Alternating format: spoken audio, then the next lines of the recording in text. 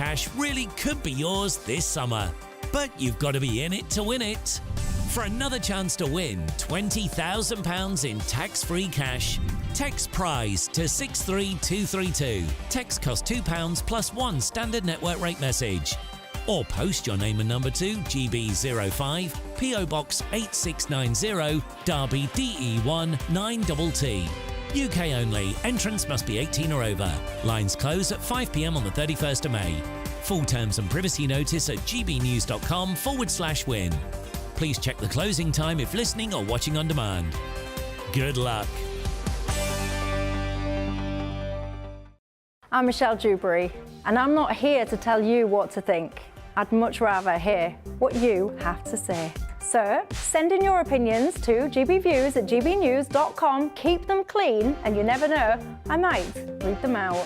With my panel here on Dubes & Co, we debate, we get stuck into the issues of the day on a show where all views are welcome, especially yours. GB News, the People's Channel, Britain's news channel. I'm Christopher Hope. And I'm Gloria DiPiero, bringing you PMQ's live here on GB News. Whenever Parliament is in session on a Wednesday at midday, we'll bring you live coverage of Prime Minister's questions. We'll be asking our viewers and listeners to submit the questions that they would like to put to the Prime Minister, and we'll put that to our panel of top politicians in our Westminster studio. That's PMQ's live here on GB News, Britain's election channel. Join me, Camilla Tominey, every Sunday at 9:30 when I'll be interviewing the key players in British politics and taking them to task. This report basically says that he's not fit to stand trial. With an upcoming election looming over Westminster, now is the time for clear, honest answers. I agree. And that's precisely what I'll get. Is he indecisive? Incompetent? That's the Camilla Tominey Show at 9:30 every Sunday on GB News, the People's Channel, Britain's election channel. GB News is the home of free speech. We were created to champion it, and we deliver it day in, day out. Free speech allows us all to explore and debate openly the issues most important to us, our families, and of course, the British people. Having challenging conversations to enlighten each other. Which is why we hear all sides of the argument. We are the People's Channel. We will always stand by the freedom to express yourself. On TV, radio and online. This is GB News, Britain's news channel.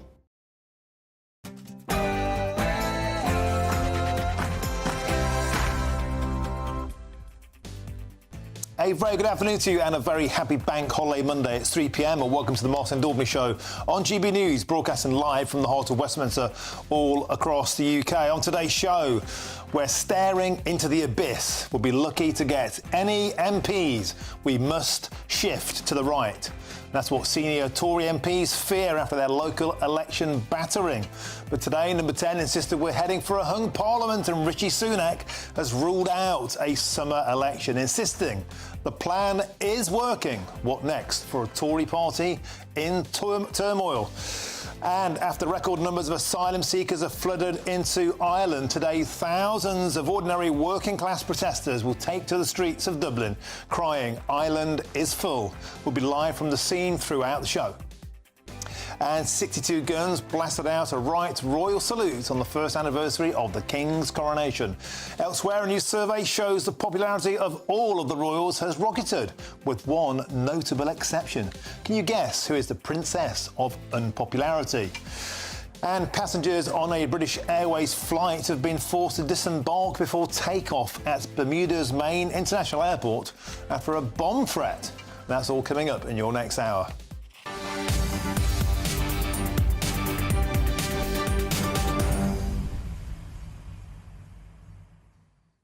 Welcome to the show. Hope you're having a fantastic bank holiday. Well, for a bank holiday, it is not a quiet news day. Loads to talk about.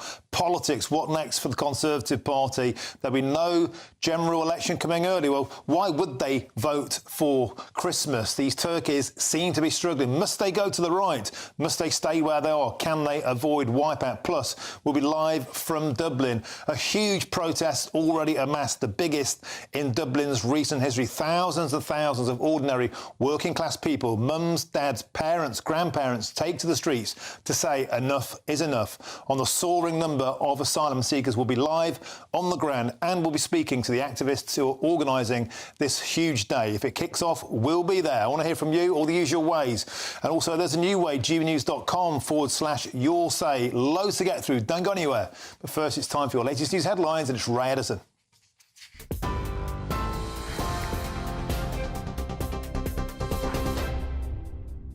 Very good afternoon to you. It's 2 minutes past 3. I'm Aaron Armstrong in the GB newsroom. Humza Yousaf has congratulated John Swinny on becoming the SNP's new leader and has called on the party to get behind him. Mr Swinny's been elected unopposed after nominations in the leadership contest closed at midday with no other candidates coming forward. Now, he's likely to replace Mr Yousaf as Scotland's First Minister in the coming days. The Scottish Conservative leader, Douglas Ross, has offered his congratulations but says the contest was a stitch-up.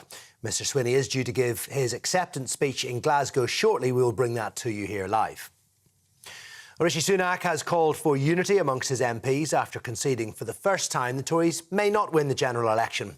The Prime Minister believes Britain's heading for a hung parliament, with Labour falling short of enough seats to form a majority government. He says the public wouldn't want a coalition with the SNP.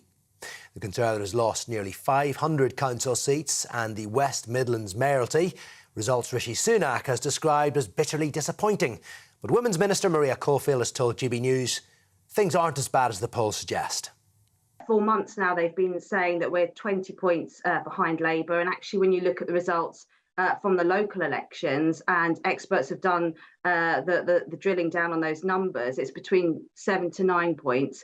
And what we're actually looking for is a potential hung parliament. And if Labour then want to go into government, they would have to do deals with parties like the SNP, the Lib Dems, and parties like the Green Party as well. However, the Labour chair, Annalise Dodds, says Rishi Sunak's interpretation of the results is incorrect. Local elections are not a good predictor of general elections if you just look at the overall vote share, which is what he seems to have done. For example, very small parties tend to do far better in local elections. Independents tend to do better. And if you look at the places where Labour won, where Labour picked up support, it was in those constituencies that Labour will need in order to deliver a majority Labour government. So I'm afraid Rishi Sunak has got this wrong. He's tin-eared. He should be listening to that message to actually give people the chance for change. Liberal Democrat leader Sir Ed Davey says he'll table a motion of no confidence in the government in an effort to pressure Rishi Sunak to call a June general election. Sir Ed claims the disastrous local election results for the Conservatives show the country has, in his words, had enough of Rishi Sunak and his out-of-touch government. The Lib Dem leader will table the no confidence motion when Parliament returns tomorrow. Police have launched a murder investigation after a man was stabbed in a street fight in East London on Sunday night. A 38-year-old man was found with a single stab wound just off a busy high road in Bethnal Green. Scotland Yard says officers are still working to inform the victim's family, with formal identification yet to take place. Ukraine's accused Russia of nuclear blackmail after Vladimir Putin ordered the testing of its tactical weapons in military drills. The Kremlin says the nuclear tests are in response to statements from the West about sending troops to Ukraine. Now, last week, Foreign Secretary David Cameron said Ukraine had the right to strike inside Russia with weapons supplied by Britain. And Emmanuel Macron has suggested France could deploy its soldiers to the battlefield. Well, Moscow says that those comments risk pushing the nuclear-armed world towards a global catastrophe.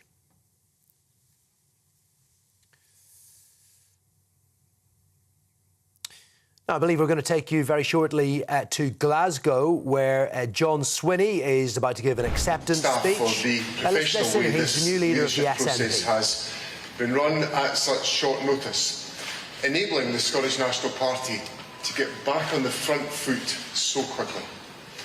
A year ago, well, even a week ago, I didn't think that my future would involve standing here accepting the leadership of the Scottish National Party.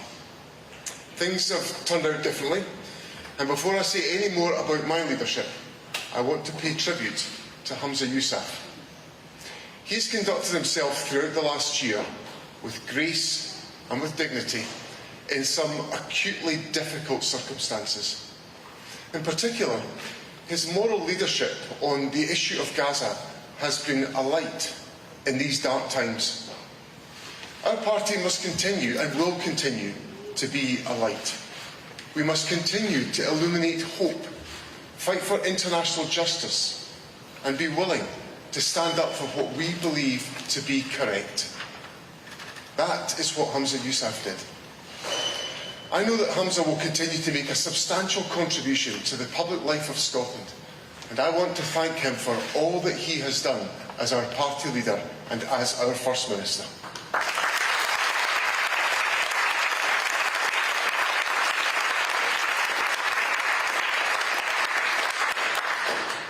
Today is the beginning of a new chapter in our party's history, a chapter that will be about coming together, uniting and dedicating ourselves to the service of Scotland. I want to express my heartfelt thanks to the many party members, the many elected members at Westminster and at Holyrood, and in our council chambers around the country for their encouragement for me to stand for the party leadership. My decision to stand for the leadership is not born out of long-held ambition, but rather a profound sense of duty to my party and to my country. Now, I know there's some controversy that I'm the only candidate to stand for the leadership. Perhaps not surprisingly, I take a very different view to that. For me, the fact that I am the only candidate demonstrates that the Scottish National Party is coming back together again now.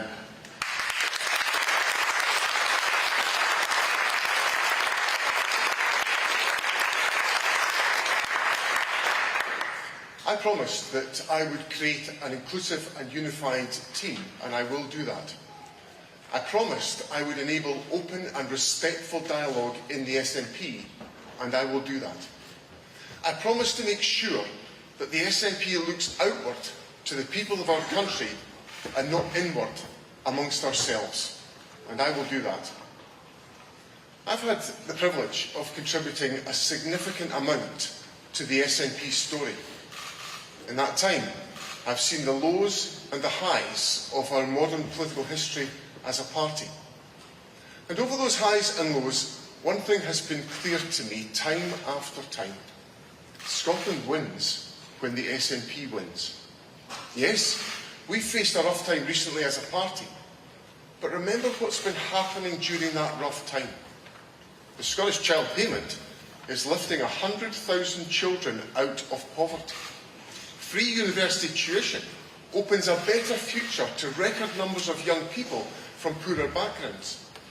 And the massive expansion of childcare is giving children from every background a better start in life. So, however tough it has recently been for the SNP, never ever forget that at the same time, SNP policies and actions are transforming lives here and now in our country.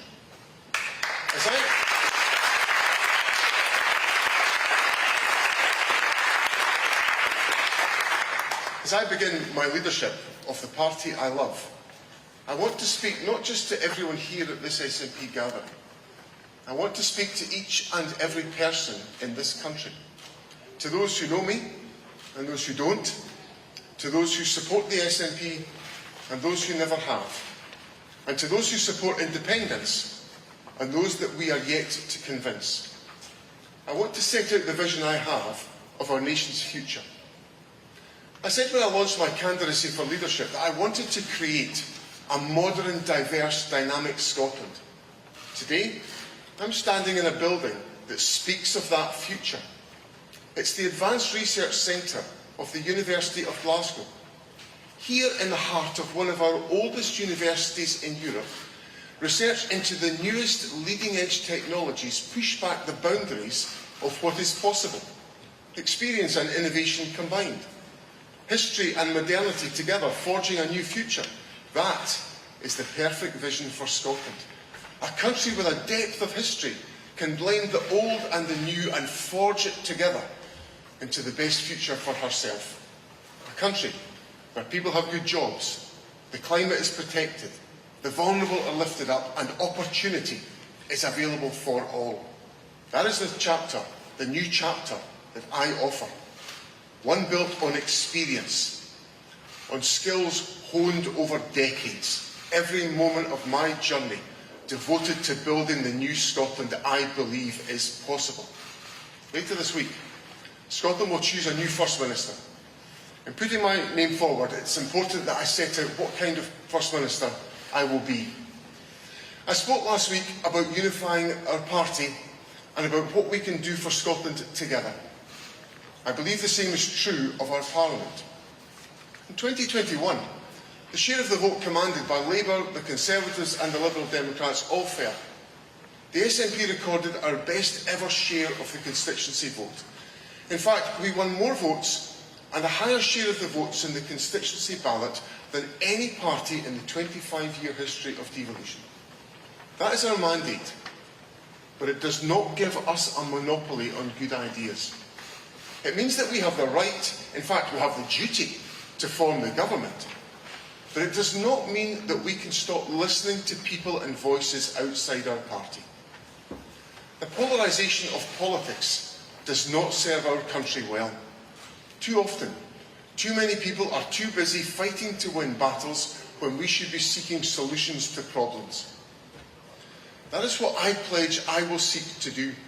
I will reach out to everyone willing to join with us in good faith and seek compromises that serve our nation well. That does not mean that debate will end, far from it. But it does mean that should I be elected, I will first seek common ground, to join together in coalitions of the willing and solve the problems that our country faces. We need to stop shouting at each other and talk to each other. More than that, actually, we need to listen. And as First Minister, I will do exactly that.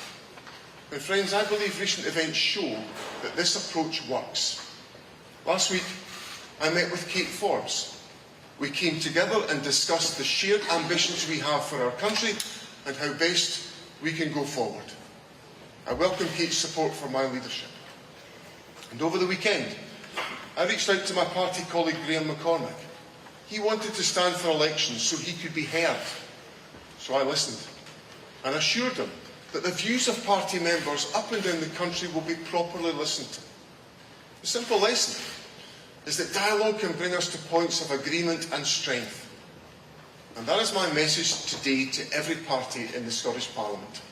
Focus on solutions to problems, and you will find no one more willing to listen than me. Together, we can make a real difference to the lives of people in Scotland. That's the job we have all been sent to Parliament to do. Of course, I believe this country could do more if we had the powers of a normal, independent nation, the powers of independence. The cost of living crisis and the damaging impact of Brexit are two examples of Westminster decisions that are bad for Scotland. They demonstrate why Scotland needs to have independence to make our own decisions and create our best future. I will always seek, with respect and courtesy, to persuade people of the case for independence. All I ask of those who oppose that vision is that they also act with the same courtesy and respect. That means independence is not a reason for them to refuse to work with us to build the economy, to support jobs and to improve the health service. If elected as First Minister, my focus will be the economy, jobs, the cost of living. It will be the National Health Service, our schools and our public services. It will be addressing the climate crisis. So to everyone in every party, to every MSP, to every MP, in fact to everyone in our great country, I say this. Join me. Don't let our disagreements dominate. Join me as we open a new chapter, as we create a vibrant economy in every part of our country, as we tackle the challenges faced by the NHS, as we build on the strengths in our schools, as we build more homes, take climate action, improve public transport and create jobs. That's my job. That's our job. And I plan to get the job done. Thank you very much. Okay, that That was the newly elected SNP leader John Swinny talking in Glasgow. He said the polarisation of politics does not serve our country well. Immediately followed by Brexit was damaging. OK, let's move on. We'll come back to that story, of course, later on in the show. Now, it's been a turbulent time for the Tory party over the past few days, with local and mayoral election results rolling in. And the Telegraph reported today the number 10 has abandoned plans for a summer general election as the Prime Minister warns that Britain is likely to be headed for a hung parliament. Well, former Home Secretary Suella Braverman has said that Rishi Sunak must alter the current course and move to the right in response to the poll defeats, in contrast to Miriam Cates, who believes that the Tory party has simply blown it. Meanwhile, the Lib Dem leader Ed Davey will table a no-confidence motion when Parliament returns tomorrow. Can Rishi Sunak survive to the next election, and are Labour on course to march straight into number 10? Well, joining me now is former Labour Minister Bill Rammell. Bill, welcome to the show. Hope you're having a wonderful bank holiday. So, no early election. Why would turkeys vote for Christmas? But there might be a hung parliament all of a sudden. Isn't it funny how local election results are never normally used as the barometer as to how general elections will go, except now? Well, firstly, there was never going to be, Martin, an early general election. You know, the results last Thursday were the worst in 40 years for the Tory party. The Blackpool South by-election was phenomenal, a 26% swing to the Labour Party, the third biggest since the Second World War, and then the icing on the cake beating Andy Street in the West Midlands. But this notion that there's going to be a hung parliament based on the local election results is frankly for the birds. It comes from the Thrasher-Rawlins analysis for Sky News. Now, after I left Parliament, I was Deputy Vice-Chancellor at Plymouth University. I worked with Thrasher-Rawlins. I like them and respect them, but their analysis is seriously flawed. I mean, John Curtis, who's the doyen of electoral experts, has come out this morning and rubbished their analysis. Every local election, the Labour Party does worse than it does at a general election. Their analysis assumes that the Lib Dems, the Greens and the Independents are going to take 35% of the vote at the general election, and that Labour will only win one seat in Scotland, whereas the latest poll out yesterday shows us winning 28 seats. We're not heading for a hung parliament. I'm never complacent, but all the results from last week indicate that we're heading for a very substantial Labour majority. And, Bill, there's confusion in the Tory ranks about where the party should head. Where it's at the moment clearly isn't working. A lot of people are saying it's becoming more like the Labour Party. It doesn't feel very conservative at all. And to that end, Miriam Cates, Suella Braverman, Dame Andrea Jenkins said we must become more conservative. We must be more like Margaret Thatcher. We must move more to the right. What would you say to that? I'm bewildered by it. You know, this is, in my view, the most right-wing Tory government we've ever known. How can you say this is right-wing? I mean, they're the same as Labour on taxation. They're the same as the Labour Party on net zero. We have the types of immigration that would make Tony Blair blush. Well, sorry, the Labour Party controlled immigration. This Tory government has not done this. They're the most right-wing government because they devastated public services in a way that Margaret Thatcher would have never dared to do. And, you know, this argument that's put forward by Suella Braverman and others on the right, that faced with this crisis, what the Tory party needs to do is to pitch even further to the right, is for the birds. I heard Anna Soubry, former Tory minister, this morning, saying that Suella's as mad as a box of frogs. And I think she's right. You know, the idea that there are further immediate tax cuts that are affordable for the nation is simply unrealistic. And banking your politics on a Rwanda scheme, which will affect just about, which is a gimmick and will affect about 1% of migrants, just shows how detached from reality the right of the Tory party is. And I think the real risk is if they followed the advice of Suella Braverman and pitched further to the right, they would then totally alienate the centre ground, which is what you always need to win over to win a general election.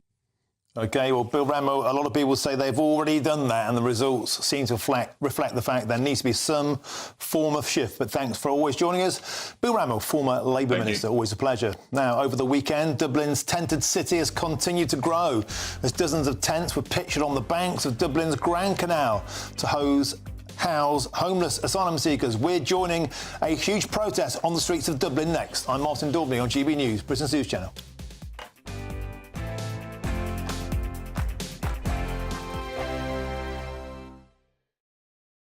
Patrick Christie's Tonight, weekdays from 9 p.m. And I did want to give you a platform, but I also want to give you an opportunity to apologise to anyone that you might hurt, and also give a message now to people who might want to copy some of the things that you've done, because people have copied it. So is there anything you'd like to say about that? So the first thing you addressed, yeah, I do want to say sorry, because I did say sorry in the BBC interview, and that's the only thing they put out as a clip. So I don't know why they tried to do that, but I'll say it again on GB News here. I apologise to all the victims in the past that I've may have caused distress to, may have harassed, may have mentally tormented in any type of way. I apologise to them because I didn't mean to do that, and I was just having fun at the moment, but I didn't realise that it would have negative repercussions and negative effects on their psychological, way of thinking. So I apologise for that. And also, the one thing I have to say to young people is social media isn't real.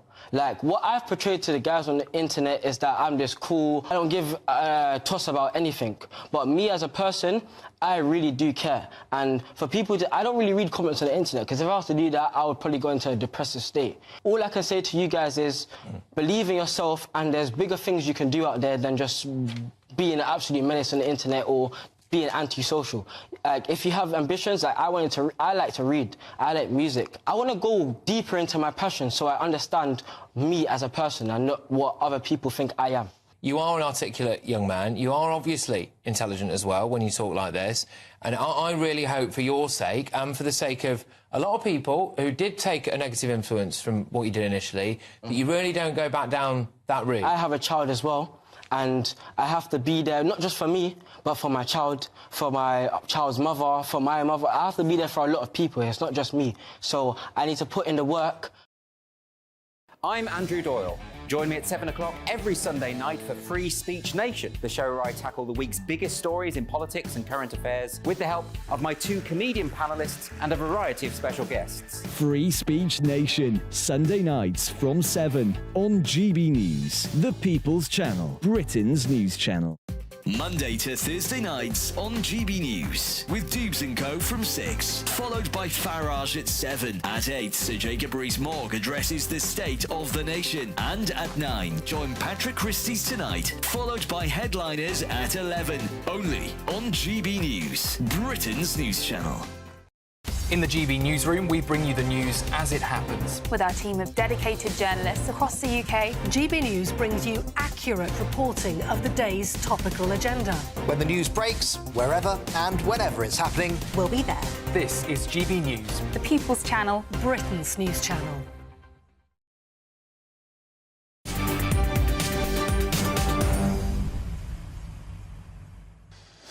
Welcome back. It's 3:25. I'm Martin Daubney on GB News. Now in Dublin, a national protest against government policy is currently underway as the Ireland migration row is continuing to rumble on.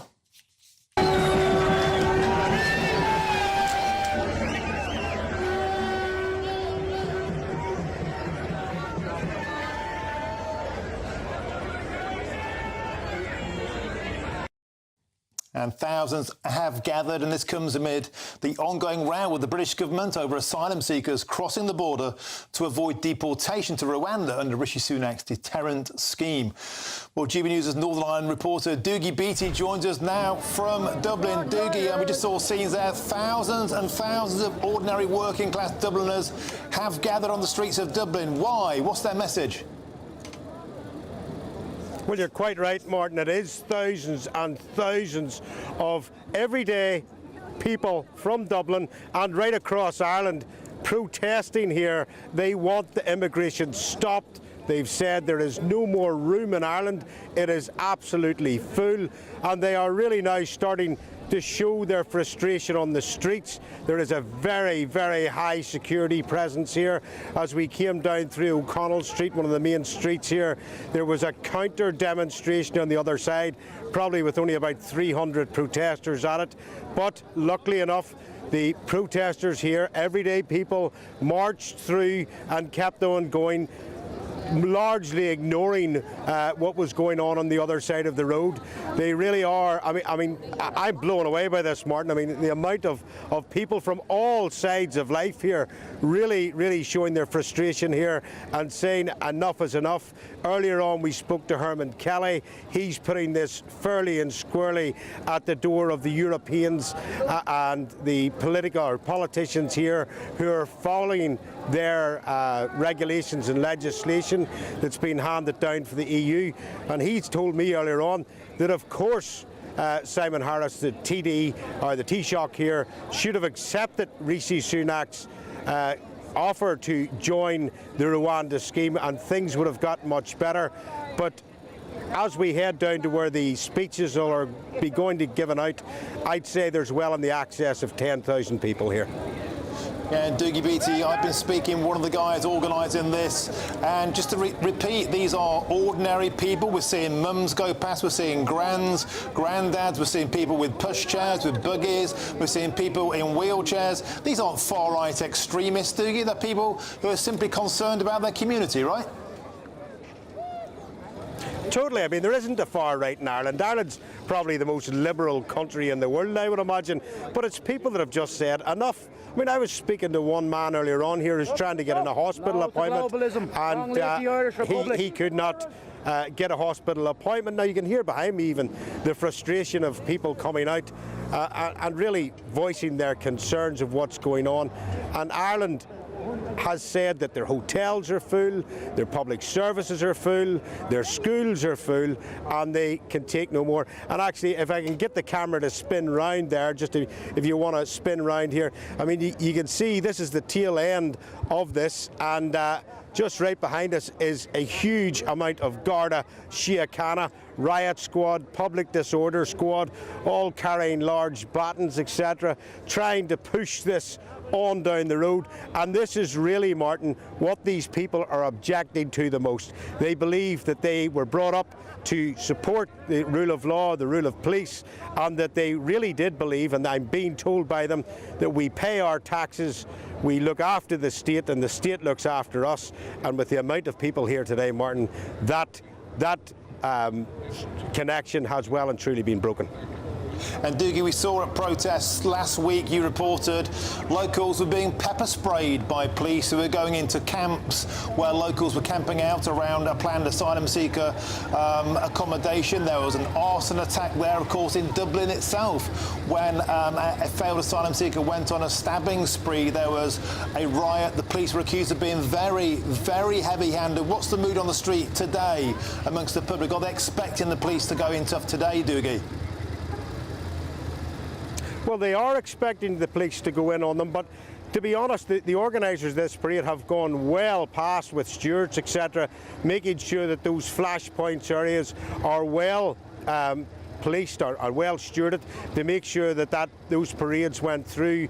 And really, Martin, out of all my years of reporting, I must say that this happens time and time again. I watched it in Northern Ireland for years and years, and when a government decides to turn on its own people, it really says that the government is out of touch with what is going on and trying to enforce policy that quite obviously they do not want and definitely do not are not going to adhere to. So, I mean, really, the elections here in these next few weeks, both local and European elections, will really tell a tale, and that is really why it has now been looked at and said, well, we're going to look at it, we're going to sort this out for you, we're going to make sure that we have an answer for immigration, but these people don't believe it. There's been years and years of this, and there is only 5 million people in Ireland, so you can imagine out of that 5 million, 1 million of them are immigrants, and really that is affecting their culture. And from even someone that's not from the Republic of Ireland, I can see the culture very much being pushed in two different directions. OK, do give it to you. Make sure you stay safe. We'll come back to you throughout the show for full updates from the streets of Dublin. Thank you very much. Now, today marks the one-year anniversary since King Charles ascended the throne, and we'll bring you the latest from the royal household, and there's lots more still to come between now and 4 o'clock. But first, it's time for your latest news headlines.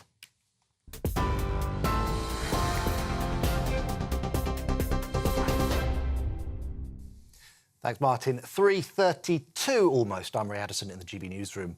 New SNP leader John Swinny says he'll seek to build a coalition of the willing to focus on Scotland's problems. In his acceptance speech, Mr Swinny called for unity and said the polarisation of politics does not serve the country well. Mr Swinny's appointment was unopposed after veteran activist Graham McCormick pulled out late last night. The new leader is expected to be voted in as Scotland's First Minister at Holyrood later this week. John Swinny also paid tribute to the grace and dignity of his predecessor, Humza Yousaf. A year ago, well, even a week ago, I didn't think that my future would involve standing here accepting the leadership of the Scottish National Party. Things have turned out differently.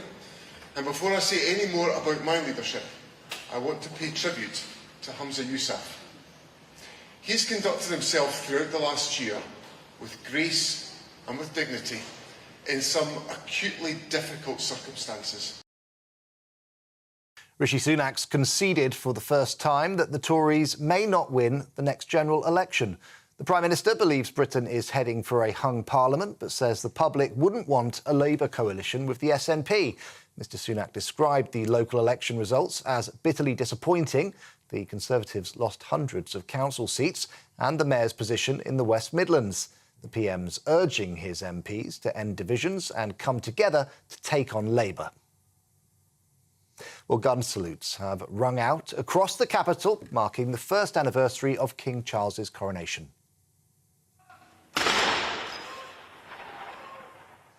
The Honourable Artillery Company fired 62 volleys from Tower Wharf next to Tower Bridge. An hour earlier, a 41-gun salute from King's Troop Royal Horse Artillery was heard in Green Park.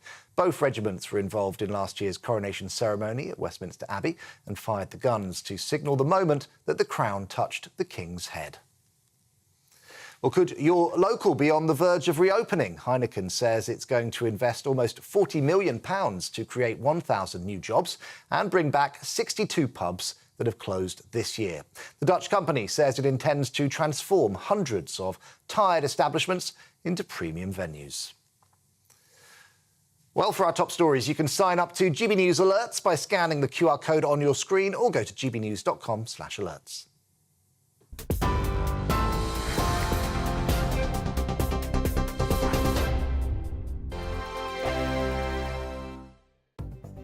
The latest GB News travel. Good afternoon, I'm Samantha Dean. In Oldham in Greater Manchester, the A6104 Hollins Road is closed due to an overturned vehicle from Corona Avenue to Copster Hill Road. Frederick Street is also closed. In Lytham in Shropshire, the A489 is closed. Slow traffic due to an accident between Lytham Village Hall and the Moor turnoff. In Essex, the M11 London bound slow due to an earlier accident between Junction 7, the A414 London Road at Harlow, and Junction 6, the M25 congestion to Keynes Lane. Buckinghamshire, the M25 clockwise, all traffic being held due to an accident from junction 16 of the M14 to 17 Maple Cross. And at Fernhurst in West Sussex, the A28 is closed for accident investigation work at Kings Drive. You can stay up to date throughout the day by visiting our website, gbnews.com. This is GB News, Britain's news channel. So Meghan's launched her new lifestyle range, starting with jams. It's called American Riviera Orchard. Apparently, it's been made by organic fruits grown in Meghan and Harry's Montecito gardens. If we can believe it, I reserve an air of scepticism. But she sent out 50 jars of this jam to influencers and celebrity friends in the hope of trying to boost some sales to her product. But it's ended up winning for King Charles because fans have gone to Highgrove website and King Charles's jam has sold out. So hang on, why did sales they go? has gone through the roof. Why for did they him. go to the Highgrove website? Well, I think it's a bit of a blow against Meghan because they're saying we don't want your jam. We're going to go and get the king. So it just shows how popular the king is. This is what she's always wanted. Her dream has been to be like this Gwyneth Paltrow style lifestyle guru. She's always loved Gwyneth's website Goop. When she set up the TIG, which was her website when she was still in Suits as a working actress, that was the brand, the style of brand that she was going for, was this Gwyneth style, New York elite, very princessy. So this is her chance now by trying to cash in on her royal title because she is now a duchess, so she's using that to try and elevate her brand. And she's really now trying to carve out herself as this new Martha Stewart. And she's coming out with a cooking show as well on She's coming Netflix. out with a cooking show. And she's, I mean, to be fair to Meghan, she has always tried to say that she's into healthy eating, organic food, cooking. But I don't see this being a success. It just will not happen for her because she's just burnt too many bridges. People just don't believe in her brand. They don't think she's authentic. So, are you an actress? Are you a guru? Are you a duchess? Are you a philanthropist? Who are you, Meghan? Who actually are you? This is what we're asking. I don't think anyone knows. I don't think Meghan really knows who she is.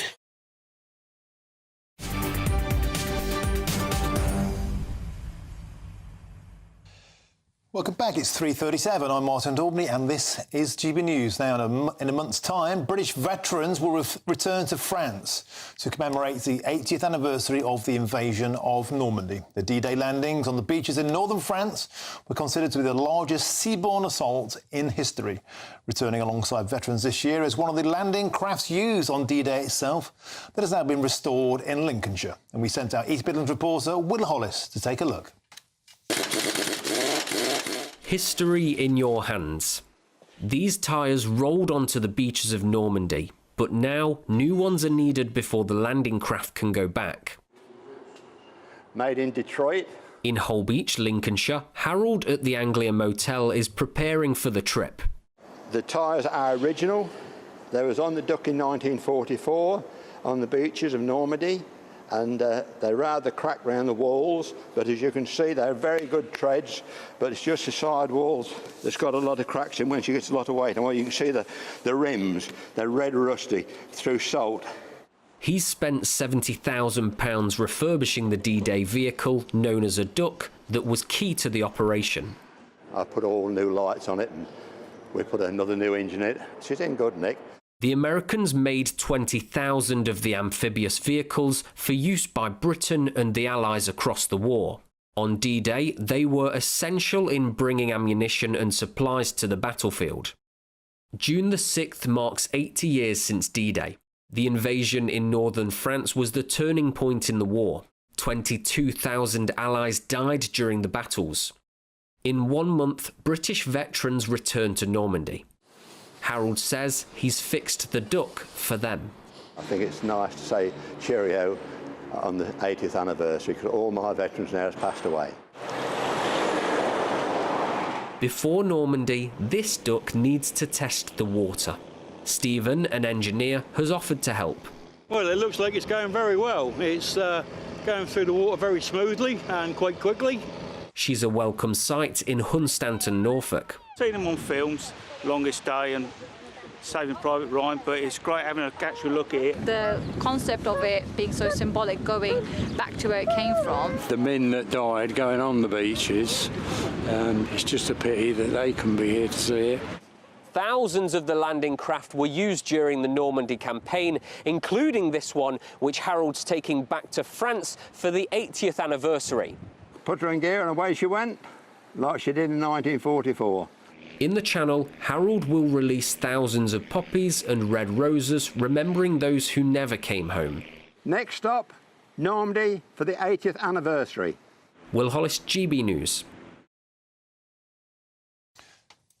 Magnificent stuff. Now, a load of you have already been getting in touch via gbnews.com/your say, beg your pardon, particularly on the topic of Ireland. There are protests on the streets of Dublin as we speak. Doogie Beattie, our reporter there, says around 10,000 ordinary working-class Dubliners have turned up today to cry enough is enough. 1 million immigrants into the country, asylum seekers, they believe, getting out of control. Stephen Emmett says this: good on you, Ireland, flying your country's flag.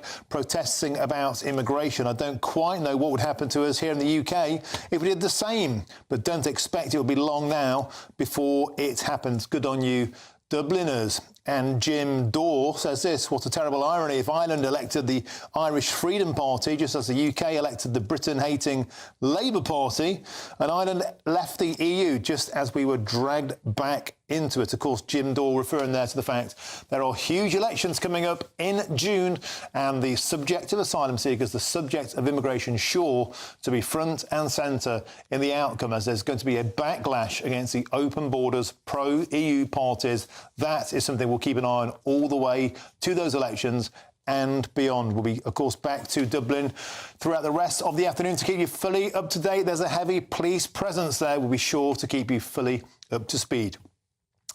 Now it's time for the latest Great British Giveaway and your chance to win the biggest cash prize of the year so far, a whopping £20,000. Imagine what you could do with all of that extra cash. Well, here's how you could win the lot. It's the biggest cash prize we've given away to date. An incredible £20,000 that you could use however you like. And because it's totally tax-free, every single penny will be in your bank account to do whatever you like with. £20,000 in tax-free cash really could be yours this summer. But you've got to be in it to win it. For another chance to win £20,000 in tax-free cash, text WIN to 63232. Text costs £2 plus one standard network rate message. Or post your name and number to GB05 PO Box 8690 Derby DE1 9TT. UK only. Entrance must be 18 or over. Lines close at 5 p.m. on the 31st of May. Full terms and privacy notice at gbnews.com/win. Please check the closing time if listening or watching on demand. Good luck. Now, next, today marks the one-year anniversary since King Charles ascended the throne as Archie also turns 5. I'm Martin Daubney on GB News, Britain's news channel.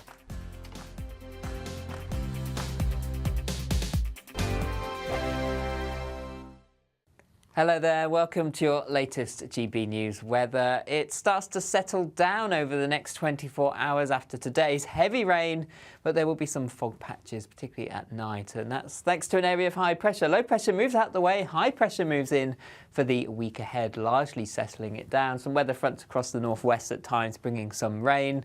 This evening time, still some rumbles of thunder, some heavy rain in places, but it does slowly ease as we head towards midnight and into the early hours. The rain just taking its time to clear the far southeast, but generally dry overnight, some splashes of light rain in places, but a lot of cloud, some low cloud too, making it murky over the hills and around the coasts. Temperatures largely remaining in double figures. So it means a grey start to Tuesday morning, some hill fog in places, but as we go through the morning into the afternoon, should lift and break to allow some brighter skies to develop, some sunny spells, particularly across the south and the west.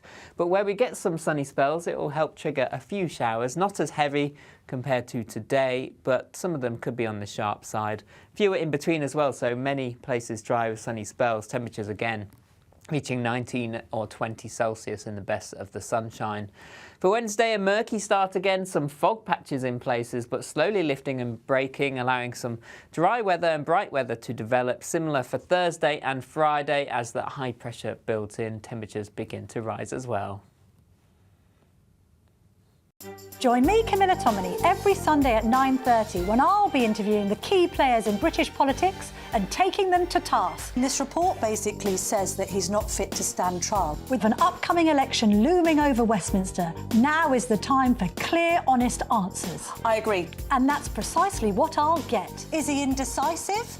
Incompetent? That's the Camilla Tominey Show at 9:30 every Sunday on GB News, the People's Channel, Britain's election channel. I'm Michelle Dewberry, and I'm not here to tell you what to think. I'd much rather hear what you have to say. So, send in your opinions to gbviews@gbnews.com. Keep them clean, and you never know, I might read them out. With my panel here on Dubes & Co, we debate, we get stuck into the issues of the day on a show where all views are welcome, especially yours. GB News, the People's Channel, Britain's news channel.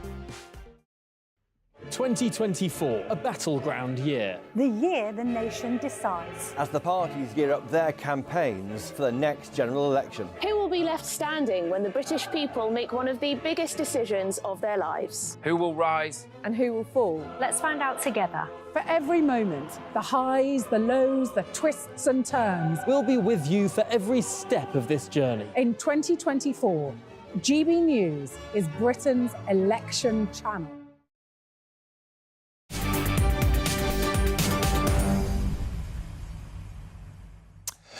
Welcome back. It's 3:46. I'm Martin Daubney and this is GB News. Now, today marks the one-year anniversary since King Charles ascended the throne. Early today, there were 2 gun salutes to mark the occasion, one at the Tower of London and one at Green Park. Let's take a listen.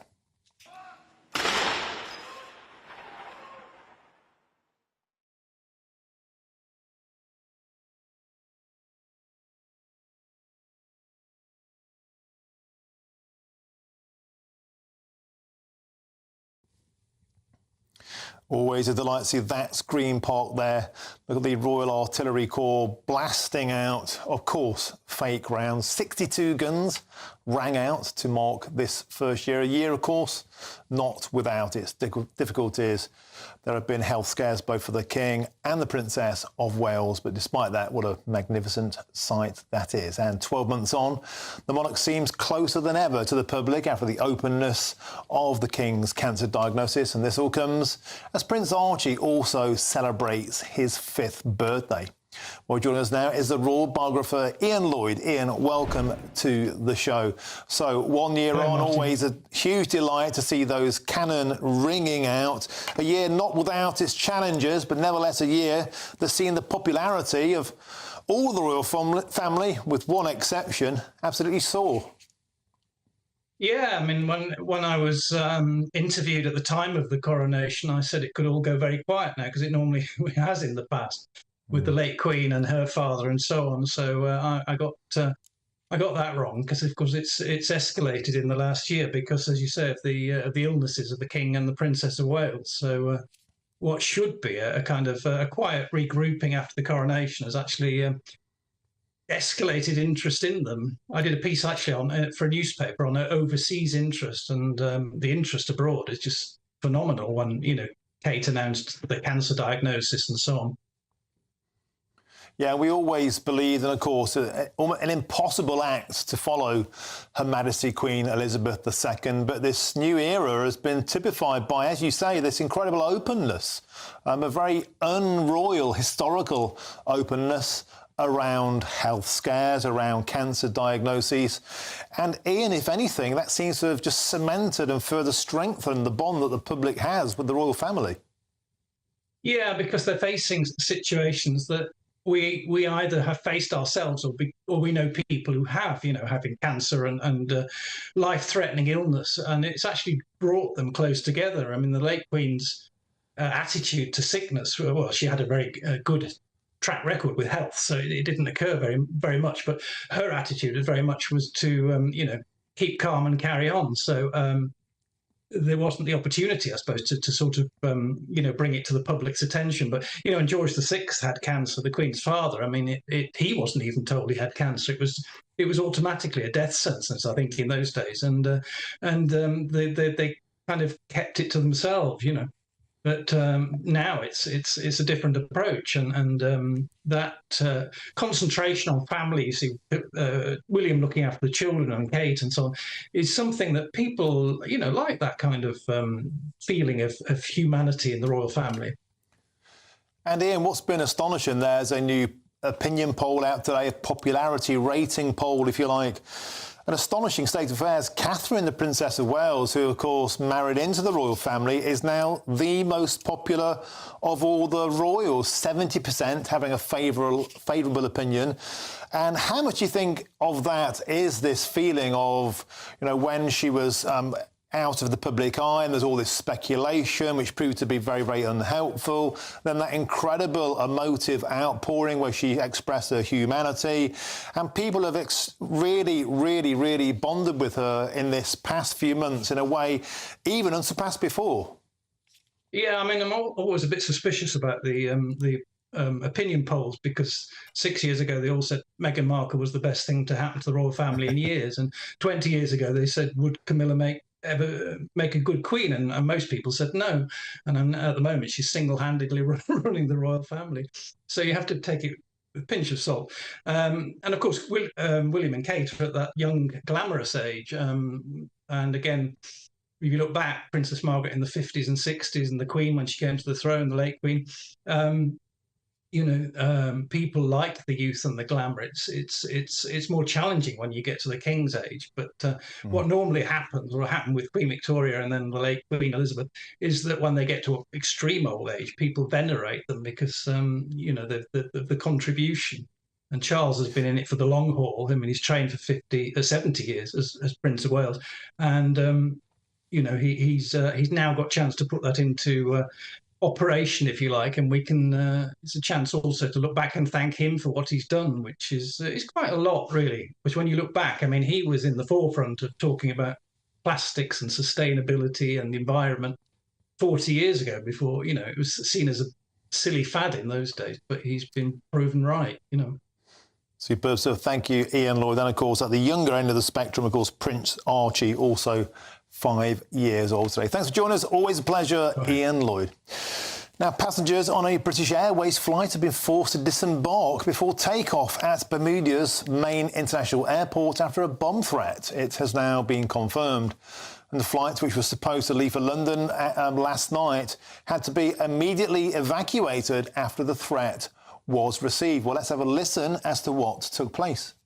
Bermuda Tower, cancel takeoff clearance, cancel takeoff clearance. We received some information regarding a bomb threat. Okay, cancel takeoff clearance, Speedbird 18 Bravo, and would you like us to leave the runway? Speedbird 18 Bravo, negative, hold position, standby. To 18 Bravo, you got any further information for us? Speedbird 18 Bravo, I was just on the phone with the airport duty officer, and they reported that they received an email saying that there is a bomb on board, and we are currently working on getting the authorities out and getting it to an isolated area to disembark, possibly. Well, mercifully, no harm was done, but that must have been a very worrying situation for the passengers. What do you think you would have done in that situation? We'll delve more into that later in the show. I think I'd have tried to get a quick gin and tonic. But before we go, time for a quick couple of emails, and that march in Dublin, the protest march, Ireland is Full, is really getting you going. Valerie Hoddy Lee says this: could you imagine the response if thousands of British people marched through London waving union flags, calling for an end to immigration? Adrian Porter, he backs that point up, saying this: good for the Irish protesting. That should have happened here, but the police probably would have stopped the British people from protesting. Lots of people echoing that sentiment, this feeling we have two-tiered police. And you can see there live footage, footage from earlier on at Dublin. We'll have full coverage of that throughout the following hour. Please stay with us. Now, it's been a turbulent time for the Tory party over the past few months, with local and mayoral election results rolling in. Are the Tories toast? I'll speak to Howard Cox, the Reform mayoral candidate, after this, and also a Conservative councillor who says these local elections became more like Gaza. I'm Martin Daubney on Britain's News Channel. Now it's time for your weather. A brighter outlook with Box Solar, sponsors of weather on GB News. Hello there, welcome to your latest GB News weather. It starts to settle down over the next 24 hours after today's heavy rain, but there will be some fog patches, particularly at night, and that's thanks to an area of high pressure. Low pressure moves out the way, high pressure moves in for the week ahead, largely settling it down. Some weather fronts across the northwest at times bringing some rain. This evening time, still some rumbles of thunder, some heavy rain in places, but it does slowly ease as we head towards midnight and into the early hours. The rain just taking its time to clear the far southeast, but generally dry overnight, some splashes of light rain in places, but a lot of cloud, some low cloud too, making it murky over the hills and around the coasts. Temperatures largely remaining in double figures. So it means a grey start to Tuesday morning, some hill fog in places, but as we go through the morning into the afternoon, should lift and break to allow some brighter skies to develop, some sunny spells, particularly across the south and the west. But where we get some sunny spells, it will help trigger a few showers, not as heavy compared to today, but some of them could be on the sharp side. Fewer in between as well, so many places dry with sunny spells. Temperatures again reaching 19 or 20 Celsius in the best of the sunshine. For Wednesday, a murky start again, some fog patches in places, but slowly lifting and breaking, allowing some dry weather and bright weather to develop. Similar for Thursday and Friday as that high pressure builds in, temperatures begin to rise as well. That warm feeling inside from Boxed Boilers, sponsors of weather on GB News.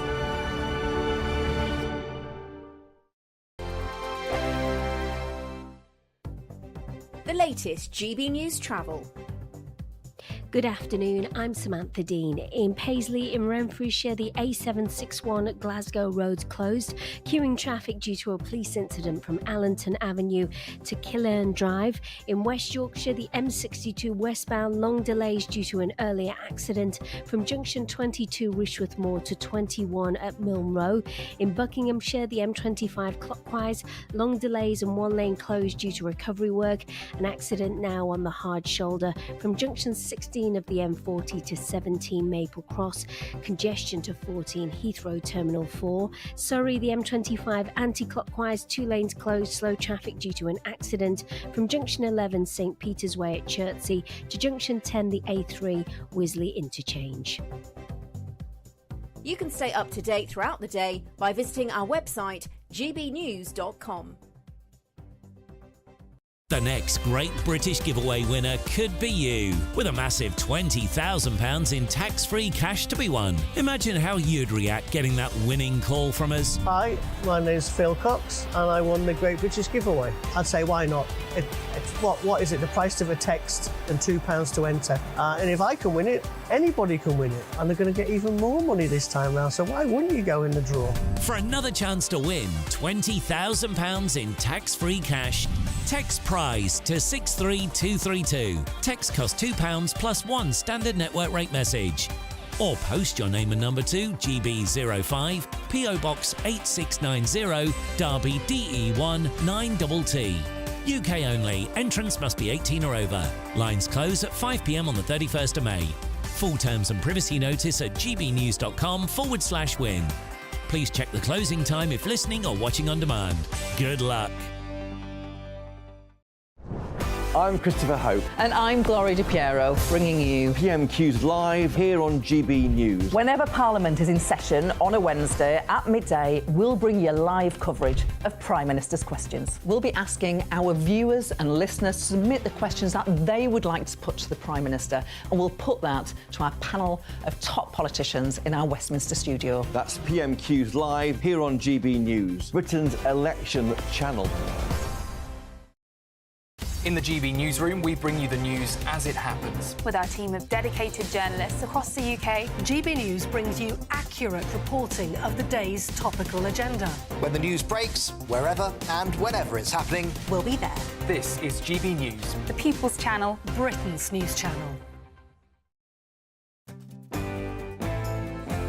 I'm Emily Carver. This is GB News, Britain's news channel.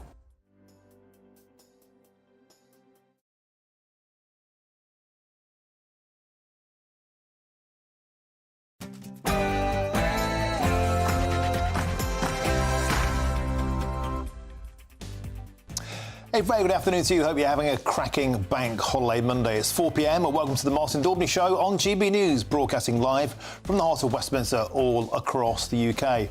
On today's show, we're staring into the abyss. We'll be lucky to get any MPs. We must shift to the right. And that's what senior Tories fear after their local election battering.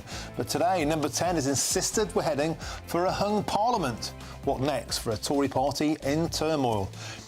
And after record numbers of asylum seekers have flooded into Ireland today in Dublin, thousands of protesters have taken to the streets crying, "Ireland is full." We'll be live from the scene with our man Doogie Beattie throughout the rest of the show. And after a bruising set of local election results later this hour, I'll be joined by Reform's mayoral candidate Howard Cox, plus a Conservative councillor candidate from Bradford who says Gaza has taken over local British politics. And an African king is seeking to permanently keep golden treasures loaned to him by the V&A Museum. And the Ghanaian is pinning his hopes on a future Labour government, buckling to calls of colonialism to make that happen. The big question is this: will British Museum's treasures be safe in Sir Keir Starmer's hands? And that's all coming up in your next hour.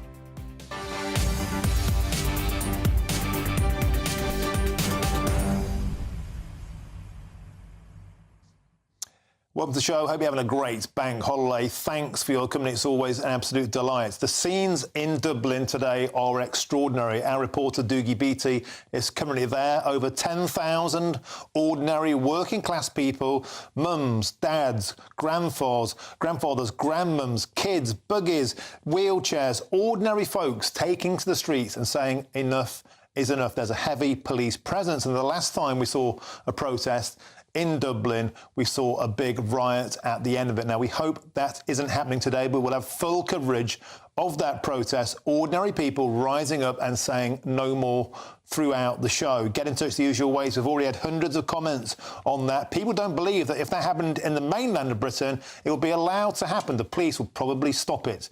Get in touch the usual way, gbnews.com/your say. But before all of that, it's time for your headlines, and it's Ray Addison.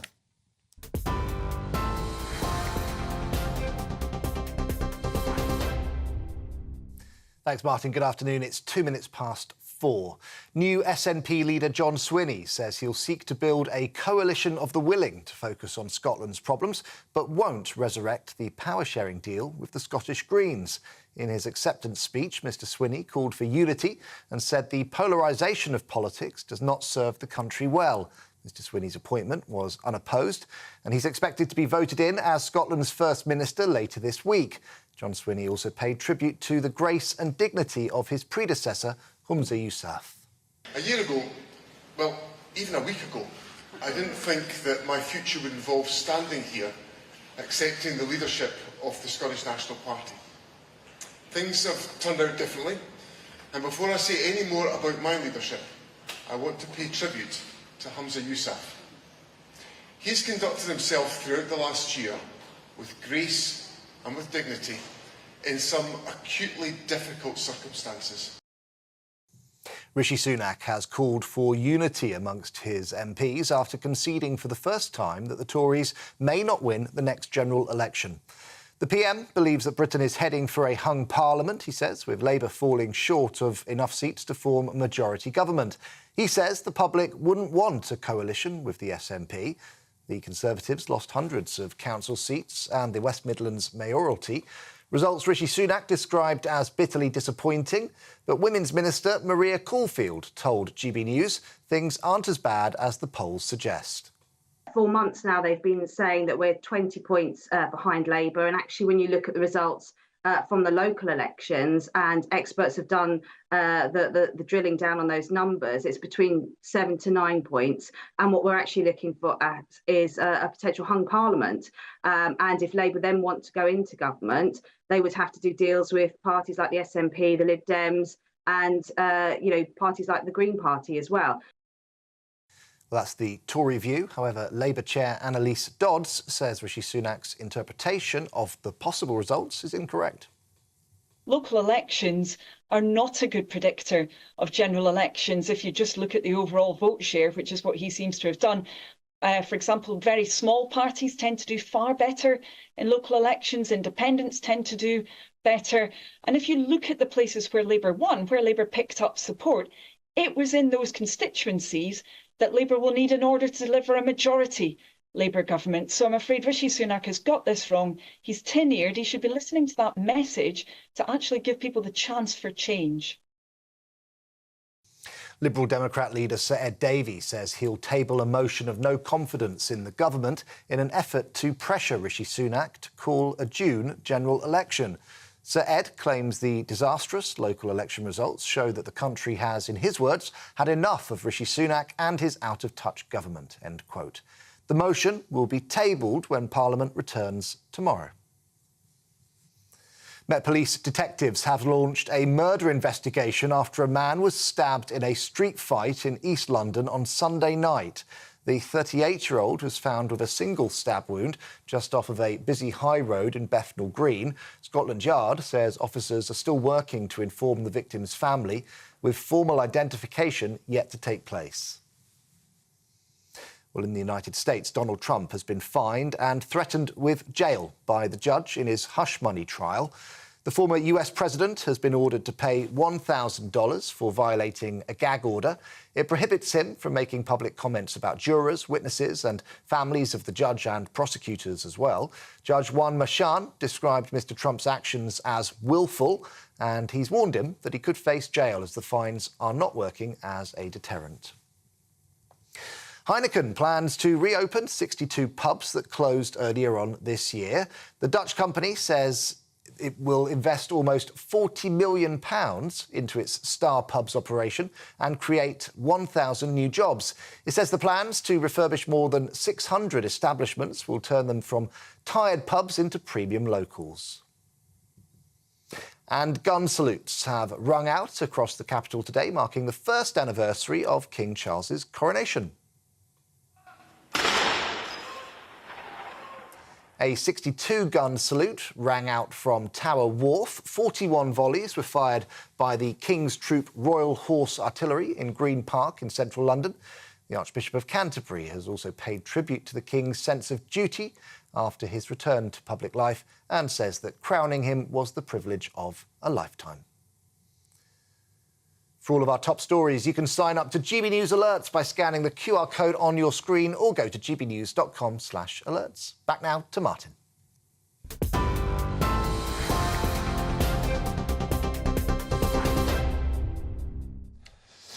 Thank you, Ray. Now, it's been a turbulent time for the Tory party over the past few days, with local and mayoral election results rolling in. And former Home Secretary Suella Braverman has said that Rishi Sunak must alter the current course and move to the right in response to the poll defeats.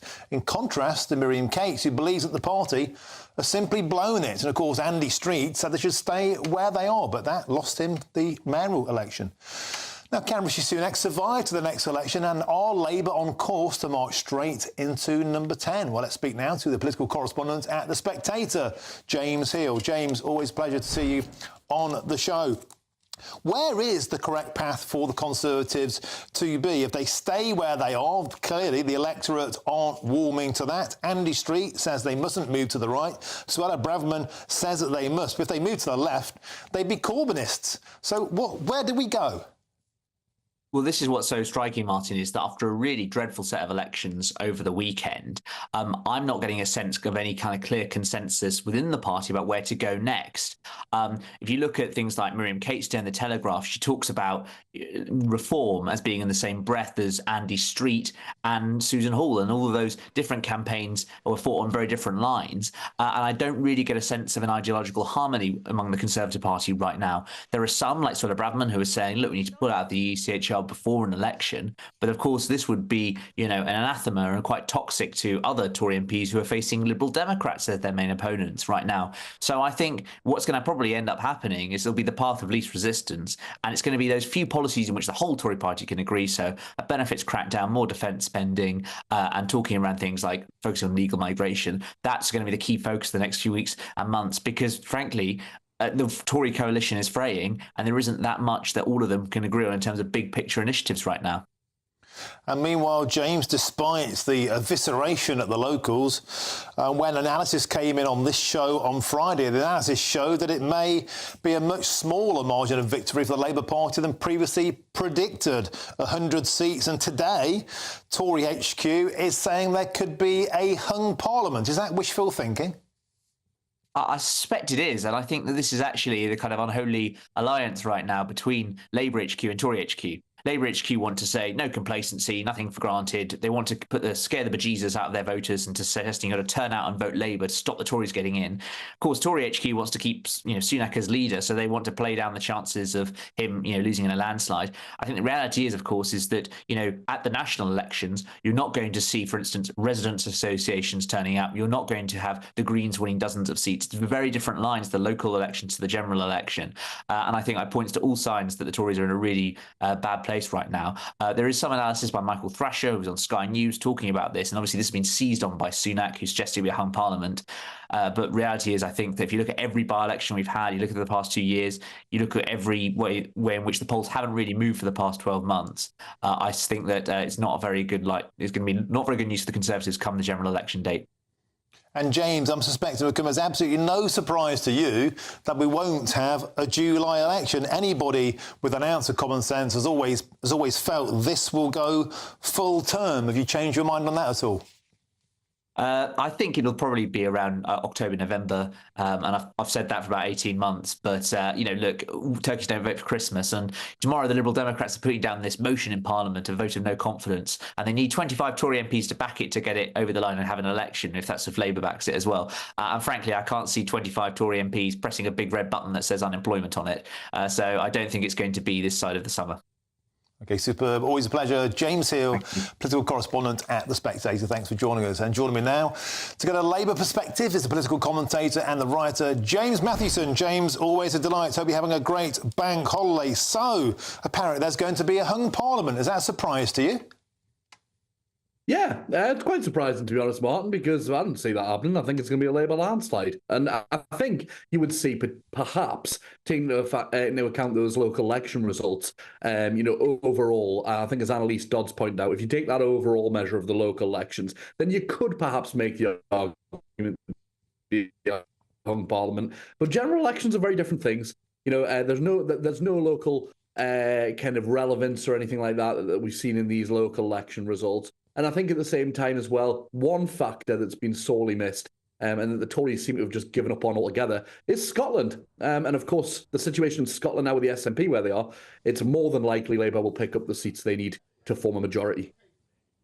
Now, James, within the Tory ranks, there's confusion as to the future direction of the party. Obviously, Suella Braverman is saying we must go further to the right. She's saying if we're not careful, we won't get a single MP. Andy Street, who just lost the mayoralty, of course, in the West Midlands, is saying we shouldn't do that. There's confusion, there's division. Would you like to see the Tory party go to the right? Presumably, that would give you more to go at. Well, the thing is, Martin, I have absolutely no interest in the Tory party doing anything that benefits them. However, if they were to ask me for my honest opinion on what would do them best of all, would be to see what Labour have done and why Labour have managed to turn around a situation whereby in 2019 they were handed a horrendous election defeat and in this short space of time have managed to turn it round so that they're looking at potentially a majority government. Whatever Labour's done clearly in that sense, and to me, it's going for that sensible centre ground. The Tory party have abandoned anything that makes sense. They're waging this culture war. They're obsessed with things that people do not care about. And they're banging this drum of division that's just causing people to look at them and think, no, I'm not bothered about that. I'm bothered about the fact there is a cost of living crisis that's crippling everybody in this country. Everybody's hit hard by it. And there's issues that are bothering people that they've totally disregarded. For example, the fact we're seeing Israel put on the verge of going into Rafah at this very moment and causing even further widespread massacres than they've already caused. And the Tory party's just saying, no, never mind that. Look at all these culture war divisions. And people aren't bothered. They're not buying it anymore. OK, James Mathewson, a lot of people who get into GB News would say that maybe the problem is the Tory party and the Labour Party are basically the same. They're both high tax, both open borders, both obsessed with net zero. Anyway, what do they know? James Mathewson, thanks for joining us. Always a delight to have you on. Now, I'll have lots more on that story, of course, at 5 o'clock, and there's plenty of coverage on our website, gbnews.com, and you've helped to make it the fastest growing national news website on the country. So thank you very much. Now, don't miss out on your chance to win a £10,000 Greek cruise, a luxury travel bundle and a whopping £10,000 in tax-free cash. It's our biggest prize of the year so far, and here's how you could win a lot of it.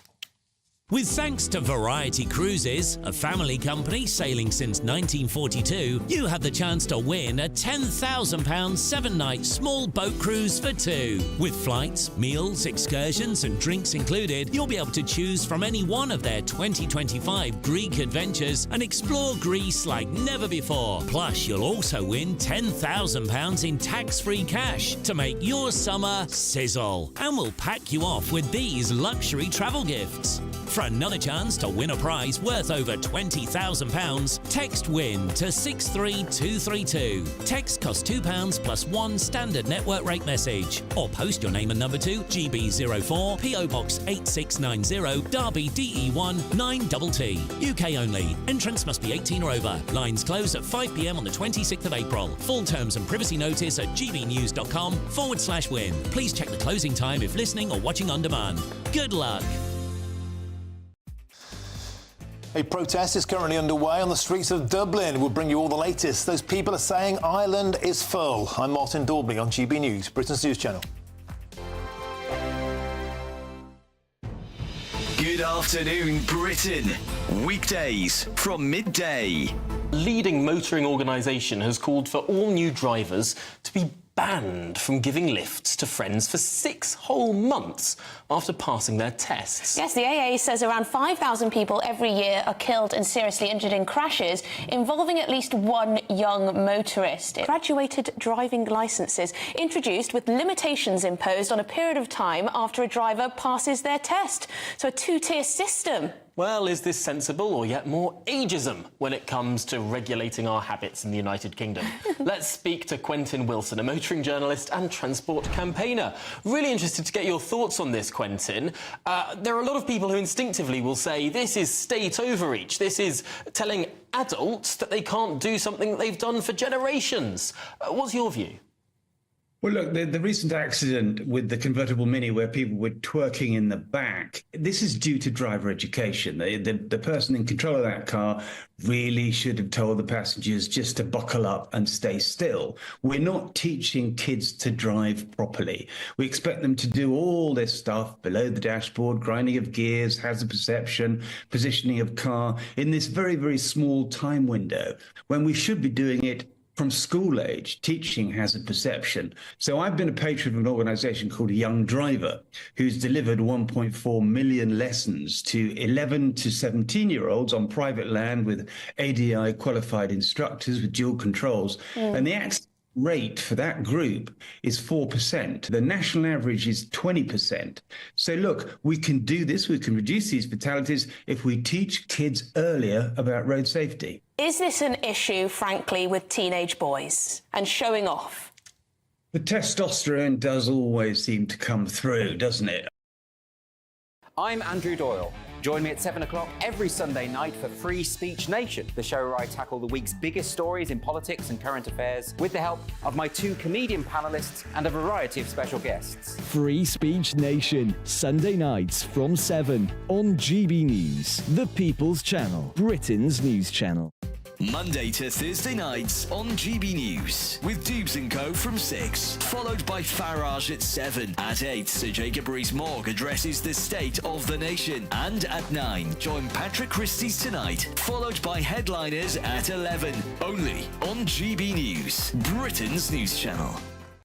Every Sunday from 11, join Michael Portillo. There will be topical discussion, looking at the week before and the week to come. So kick back and relax at 11 a.m. on Sundays on GB News with me, Michael Portillo. GB News, the People's Channel, Britain's news channel.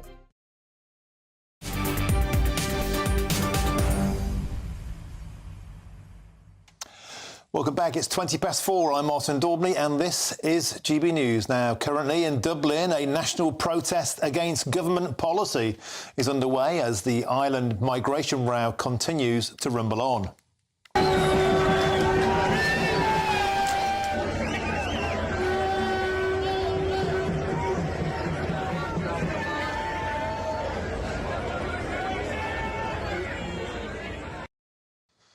And the numbers are continuing to build up, and it comes amid the ongoing row with the British government over asylum seekers crossing the border to allegedly avoid deportation to Rwanda under Rishi Sunak's deterrent scheme.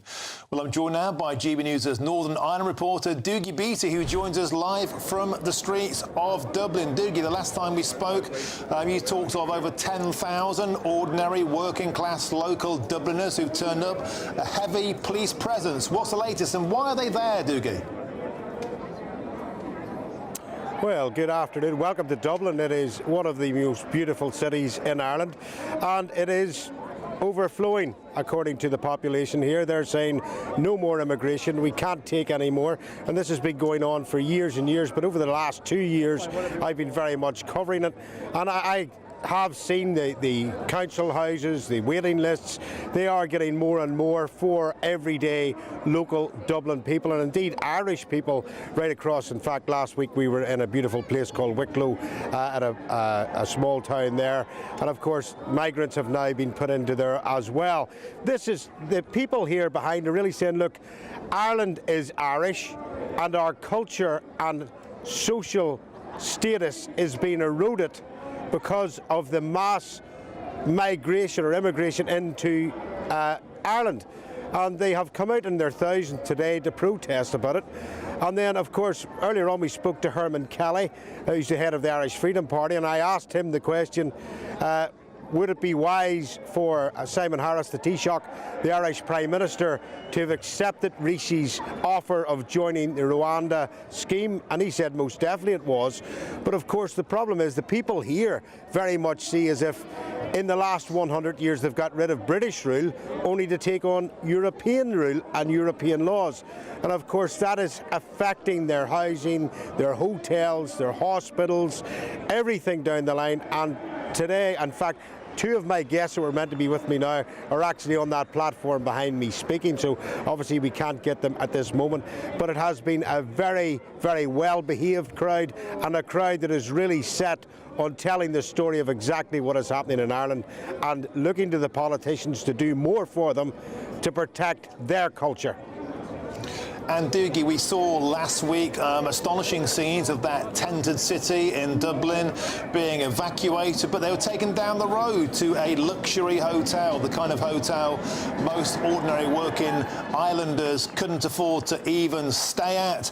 And we've also seen, Dougie, typified by this, a narrative from the political class, from the police, from the mainstream media, branding anybody who objects to what's going on as far right, as racist and extreme. And the Irish public, Dougie, they're telling you today they've had enough.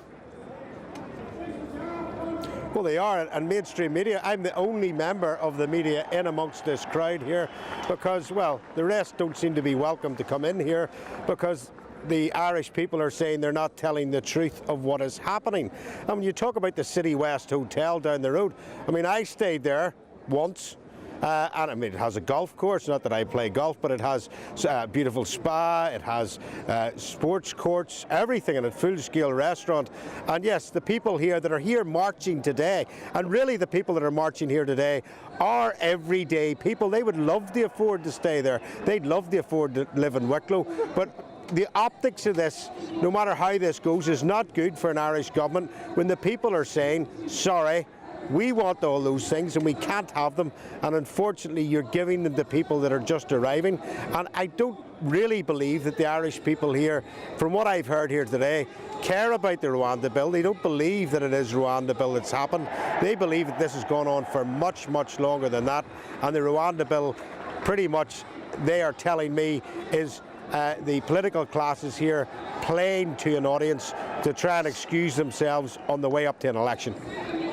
And Dougie, some of the numbers are simply eye-watering. Asylum applications to Ireland in 2019 were less than 5,000. This year, they're expected to be well in excess of 20,000, a quadrupling in 5 years. And against all of that, a political backdrop of saying open borders is great. No, we welcome this willingly. And Dougie, you're right to say we have those huge elections due in June. Do you think there's a mood on the streets that there's going to be a backlash against the current political system and a real appetite for change?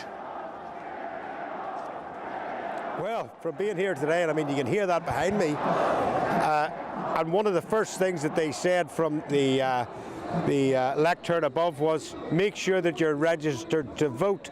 So I firmly believe that there is this political movement at this minute in time has seen people from all sides of the community. And don't forget, there's not a right wing in Ireland. A right wing doesn't exist. It's the most liberal country in the world, and these are ordinary people saying, we want our vote to count and don't ignore us on what you're saying. But last week the Rwanda thing really got out of control because Helen McAtee, the Justice Minister in the Dáil here, made a comment in the Oireachtas committees basically saying that she believed that nearly 80% or 70-something% of the immigrants here were coming in through Northern Ireland, and that was picked up by ourselves and others, that then started a political row, and we now have unionist parties in the north very much saying, hold on, most of the immigrants that's coming into Northern Ireland are coming from the south to north. So nobody seems to have those facts and figures to hand. But what the people do know here is that their infrastructure, their housing is under real pressure, and that is not, they don't really care where it comes from, but they want it to stop and have locals and their culture put first. And Doogie, you mentioned the numbers, a small country relative of only around about 5 million, but you mentioned earlier 1 million of that, 20% of that now immigration as a proportion, Doogie. That's a massive, massive change in a very short period of time. Absolutely it is, Martin. And when you look at Ireland north and south, I think there's about 5.7 million in the south and 1.8 million in the north. But when you put in 1 million people, and that's 1 million that are registered here, that's not including the illegals that have came in at the same time. And as I walked into this city today, besides for the massive security presence, it is obvious that people are sleeping in doorways, the tented villages that they have moved on, the aftermath of that and so forth. And there is people still trying to sleep here and come back to the city centre of Dublin, and possibly, because I can't say it for sure, many more arrivals within the last few weeks. Now, Doogie, the mood behind you now sounds very celebratory, very good-natured, very together. When you were on in the previous hour, we did, however, see a substantial police presence coming in a line, looking like RoboCop, the way they were kitted out. They're known for being heavy-handed at these kind of protests. What's the police looking like on the ground at the moment, Doogie? And do we anticipate there to be any friction later on? Well, there was a counter-protest outside the GPO, which is a bit ironic if you know your Irish history. And as this protest came by, that protest, it was lined by, as you described, RoboCop in place, ready to pounce for any trouble that would happen. But really, the protesters here, because they are actually everyday people, just kept on going and going on through to come down to Customs House Quay here, where they would hear the speakers. But they are I can't describe it to you enough, Martin. I mean, this is like your next door neighbour appearing here. I mean, there was people in pushchairs. There was children, older people, all of them, and some of the people that I interviewed earlier on here are all very much. I mean, they could be your sister or brother. That's how really decent and straight these people are, and they've had enough. They really have had enough, Martin. Whether that goes into numbers in the next election, we will await and see, but definitely this is not the right wing. Okay, superb stuff. Dougie Beattie, in amongst it, getting the real take and not smearing people as far-right or extremists, but actually talking to them, actually engaging with them. Well done, Dougie Beattie, and of course we'll be back to you in the next hour. Please talk to as many people as possible and let's get their messages back to us. And a lot of people getting in touch with us at GB News here today, absolutely inspired by the Irish spirit, flying their flag, saying enough is enough. And a lot of you people saying that if this happened in Britain, you think the police here would be clamping down. Well, there's lots more still to come between now and 5 o'clock, and after a bruising set of local election results next, I'll be joined by Reform's mayoral candidate, Howard Cox. But first, it's time for your latest news headlines, and it's Ray Addison.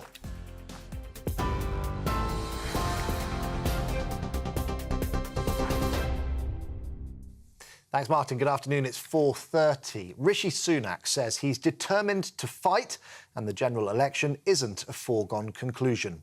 The Prime Minister is calling for unity among Tory MPs after saying he believes that Britain could be heading for a hung parliament. The Conservatives lost hundreds of council seats and the West Midlands mayoralty, results Rishi Sunak described as bitterly disappointing. But he says he won't give up. What the independent analysis shows that whilst of course this was a disappointing weekend for us, the result of the next general election isn't a foregone conclusion, and indeed actually is closer than, or the situation is closer than many people are saying, or indeed some of the opinion polls are predicting. And that's why I'm absolutely determined to fight incredibly hard for what I believe and for the future country that I want to build, and that's what I'm going to do. New SNP leader John Swinny says he'll seek to build a coalition of the willing to focus on Scotland's issues, but won't resurrect the power-sharing deal with the Scottish Greens. In his acceptance speech, Mr Swinny called for unity and said that the polarisation of politics does not serve the country well. Mr Swinny's appointment was unopposed, and he's expected to be voted in as Scotland's First Minister later on this week. Well, could your local be on the verge of reopening? Heineken says it's going to invest almost £40 million to create 1,000 new jobs and bring back 62 pubs that have closed this year. The Dutch company says it intends to transform hundreds of tired establishments into premium venues.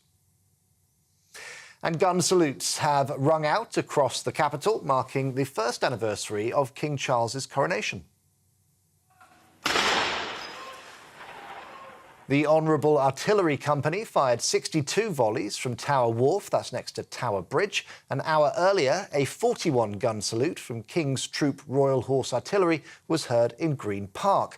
Both regiments were involved in last year's coronation ceremony at Westminster Abbey and fired the guns to signal the moment that the crown touched the King's head. Well, for the latest stories, you can sign up for GB News alerts by scanning the QR code on your screen, or you could go to gbnews.com/alerts.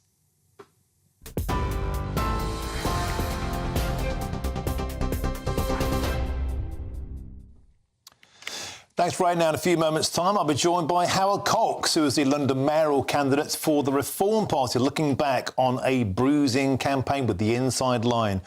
But first, there's a new way to get in touch with us here at GB News, and here's Bev Turner with all the details. We are proud to be GB News, the People's Channel. And as you know, we always love to hear your views. Now, there's a new way of getting in touch with us at gbnews.com/yoursay. By commenting, you can be part of a live conversation and join our GB News community. You can even talk to me, Bev Turner, or any of the members of the GB News family. Simply go to gbnews.com/yoursay.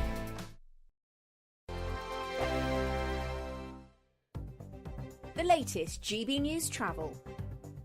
Good afternoon, I'm Johnny Ratner. On the M62 in West Yorkshire, there are westbound queues from junction 22 to 21 towards Rochdale after an earlier collision, and long anti-clockwise queues continue on the Surrey stretch of the M25 to junction 10 shortly before the A3, just before the roadworks. The two outside lanes are blocked off by collision.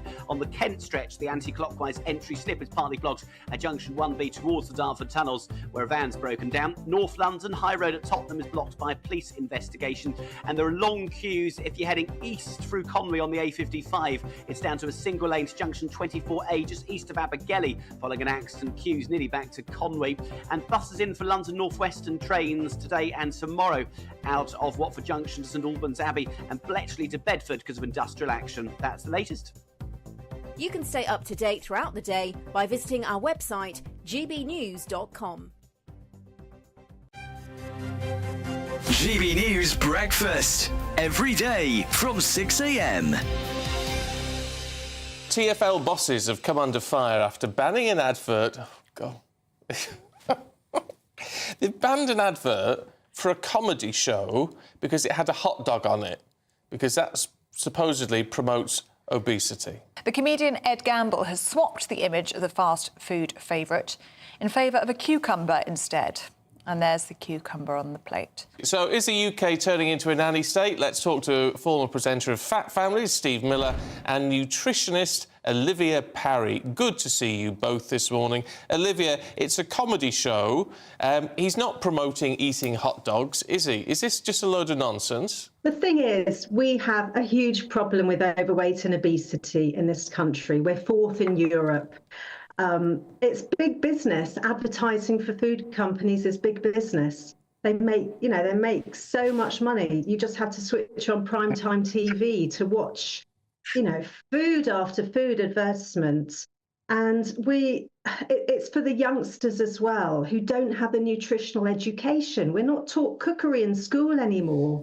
People go to college and to university, they don't know how to cook. But and it leads forgive me for jumping in, Olivia. Forgive me for jumping in, but the whole point with this is it's an advert for a comedy show. Yes, I know, but this is a wider issue. I think it's a load of old tosh, to be quite honest with you. It's a hot dog. In fact, I wish they'd have put onions on the hot dog. A bit of what you fancy won't hurt you. You should eat 80-20 anyway. We talk about a nanny state. I actually think, arguably, we're becoming an authoritarian state. Opinions banned. Comedy banned. The England flag banned. It's like we've got to wear a virtual muzzle.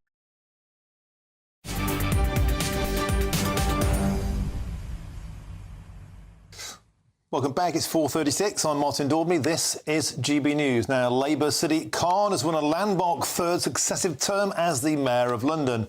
Mr Khan, who was first elected in May 2016, beat his Conservative rival Susan Hall by more than 276,000 votes, with Reform UK securing 3.2% of the vote. Well, joining me now to look back on that mayoral campaign is Reform UK's Howard Cox. And Howard, welcome to the show. You must be exhausted, my friend. I stood in elections before. I've got a lot worse than you managed to achieve here too. So looking back on the campaign, I know you've been going tirelessly for a year now, Howard. What would you look back and say are your takeaways from this campaign? Well, thanks for being on your show, Martin. Really a pleasure. I think initially I must say that I'm obviously disappointed with our result, but I'm actually more than angry than disappointed. And the reason why I just don't understand why over 1 million people put him back into office. It just doesn't make sense. He's actually, his tenure has increased violent crime, knife crime, etc. There's less visible policing. This is what people are voting for still. No stop and search. There's going to be more hate marches, more 20-mile-an-hour zones, more cycle lanes, more surveillance, because he's going to go ahead with the cameras, and that means pay per mile, more road user taxes. And I just find it astonishing that people can't see through this dishonest mayor's policies, because, the Tories themselves are not much different, but at least they did offer some optimism to actually get rid of some of ULEZ, and I was going to get rid of all ULEZ. And I was always up against it, Martin, because despite the fact that Reform UK is the third most popular party across the country in many polls, I wasn't allowed on to any hustings. Only the Lib Dems, Greens, Tories and Labour are allowed on hustings on ITV, BBC, LBC. I could not get through my message to the people of London. But when I did get my message through, those people said, and I used to stand and talk at various meetings, and I take my rosette off. I said, let's ignore politics and let's look at the policies. And whether you're left or right wing, everyone agreed our policies were very, very attractive. Now, of course, we must accept democracy, and we don't want to be like those who voted Remain and complained about it for years. Sadiq Khan is the new Mayor of London for an historic third term. Do you think that many people believe that Sadiq Khan was there for the taking this time? He was there to be beaten. He was very vulnerable on ULEZ. He was vulnerable on crime. Do you think the Conservatives chose the wrong candidate? Should you have been the Conservative candidate? It's very kind of you to say that. If in David Maddox's column in The Independent last week, he apparently had evidence to say that internal people at cabinet level had asked the Prime Minister to get me as the Tory candidate over the years. And I didn't hear that or see that at all. I was approached and I was wooed. I was offered certain things to drop out, but I won't go into that detail. But fundamentally, the problem is that there were 4, I think, Conservative potential candidates, and she was the 4th choice. I think, people like Paul Scully, I think, would have done better. I'm not knocking her. She did fight a good campaign, and I'm afraid she's not the type of charismatic politician that London needs now, like a Boris Johnson or even a Ken Livingstone. All these people had some impact on people's lives, whereas I'm afraid she didn't do very well. And bear in mind, she's been opposition for the last 8 years and allowed Sadiq Khan to get away with his ruination of our proud capital city. Now, a lot of people will be surprised to learn that there is no upper limit on the number of times you can be mayor. I think people, he's had 2 terms, that's the end of him, a bit like Boris Johnson. But of course, Howard, you now know, as I know, that he could be the mayor forever. Well, the way things are going, absolutely. I mean, I've actually asked you, details of what's happened in the postal vote. The postal vote's a very important point to get across because, as you know, this time everyone had to have a photo ID when they went into the ballot box, but you didn't need to have any proof of identity on the postal vote. It wouldn't have made any difference too much to where I sat. I understand that, but I'd be interested to see the breakdown of the postal vote across the boroughs. And again, a lot of the postal voters, as I understand it, don't drive, which is very much an important part of my area, and a lot of them are not traditionally speaking English. So it'd be interesting to see where his vote came from, and I will be analysing that in depth. OK, now quickly, just to wrap up, Howard Cox, you must be exhausted, but you've got a lot to offer. What's next for you? Well, I have decided to run as a Reform UK MP. I'm discussing that with the hierarchy, with Richard Tice and the gang. And this week I'll know by the end of the week where I'm standing. They said they're going to put a lot of effort behind me because people seem to be quite happy with the way I campaign and what I delivered. So, but of course, I'm going back to part of my day job. I'm running Fairfield UK. So I'll be fighting on behalf of 37 million motorists. OK, Howard Cox, always a pleasure.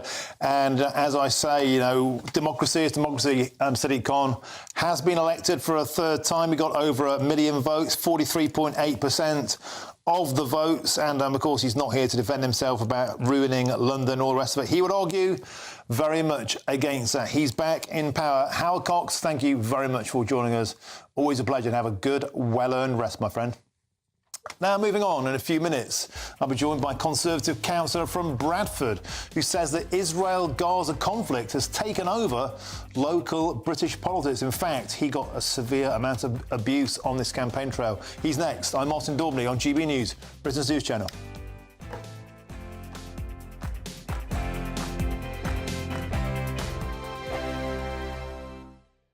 Hello there, welcome to your latest GB News weather. It starts to settle down over the next 24 hours after today's heavy rain, but there will be some fog patches, particularly at night, and that's thanks to an area of high pressure. Low pressure moves out the way, high pressure moves in for the week ahead, largely settling it down. Some weather fronts across the northwest at times, bringing some rain.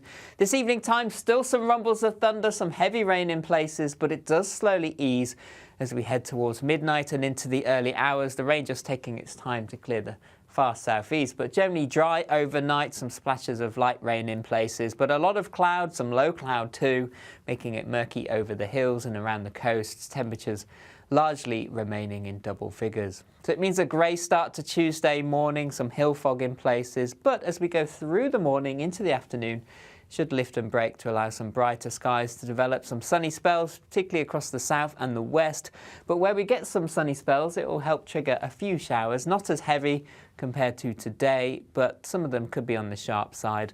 Fewer in between as well, so many places dry with sunny spells. Temperatures again reaching 19 or 20 Celsius in the best of the sunshine.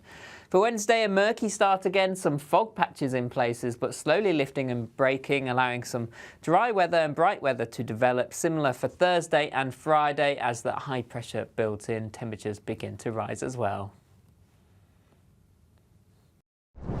I'm Christopher Hope. And I'm Gloria Di Piero, bringing you PMQ's live here on GB News. Whenever Parliament is in session on a Wednesday at midday, we'll bring you live coverage of Prime Minister's questions. We'll be asking our viewers and listeners to submit the questions that they would like to put to the Prime Minister, and we'll put that to our panel of top politicians in our Westminster studio. That's PMQ's live here on GB News, Britain's election channel.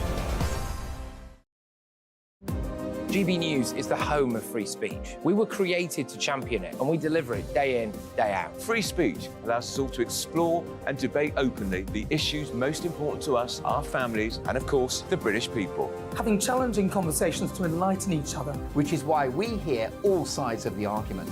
We are the People's Channel. We will always stand by the freedom to express yourself. On TV, radio and online. This is GB News, Britain's news channel.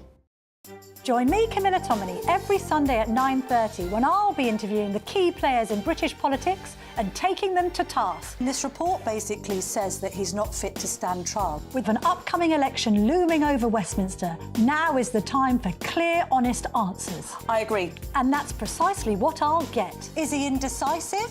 Incompetent? That's the Camilla Tominey Show at 9:30 every Sunday on GB News, the People's Channel, Britain's election channel.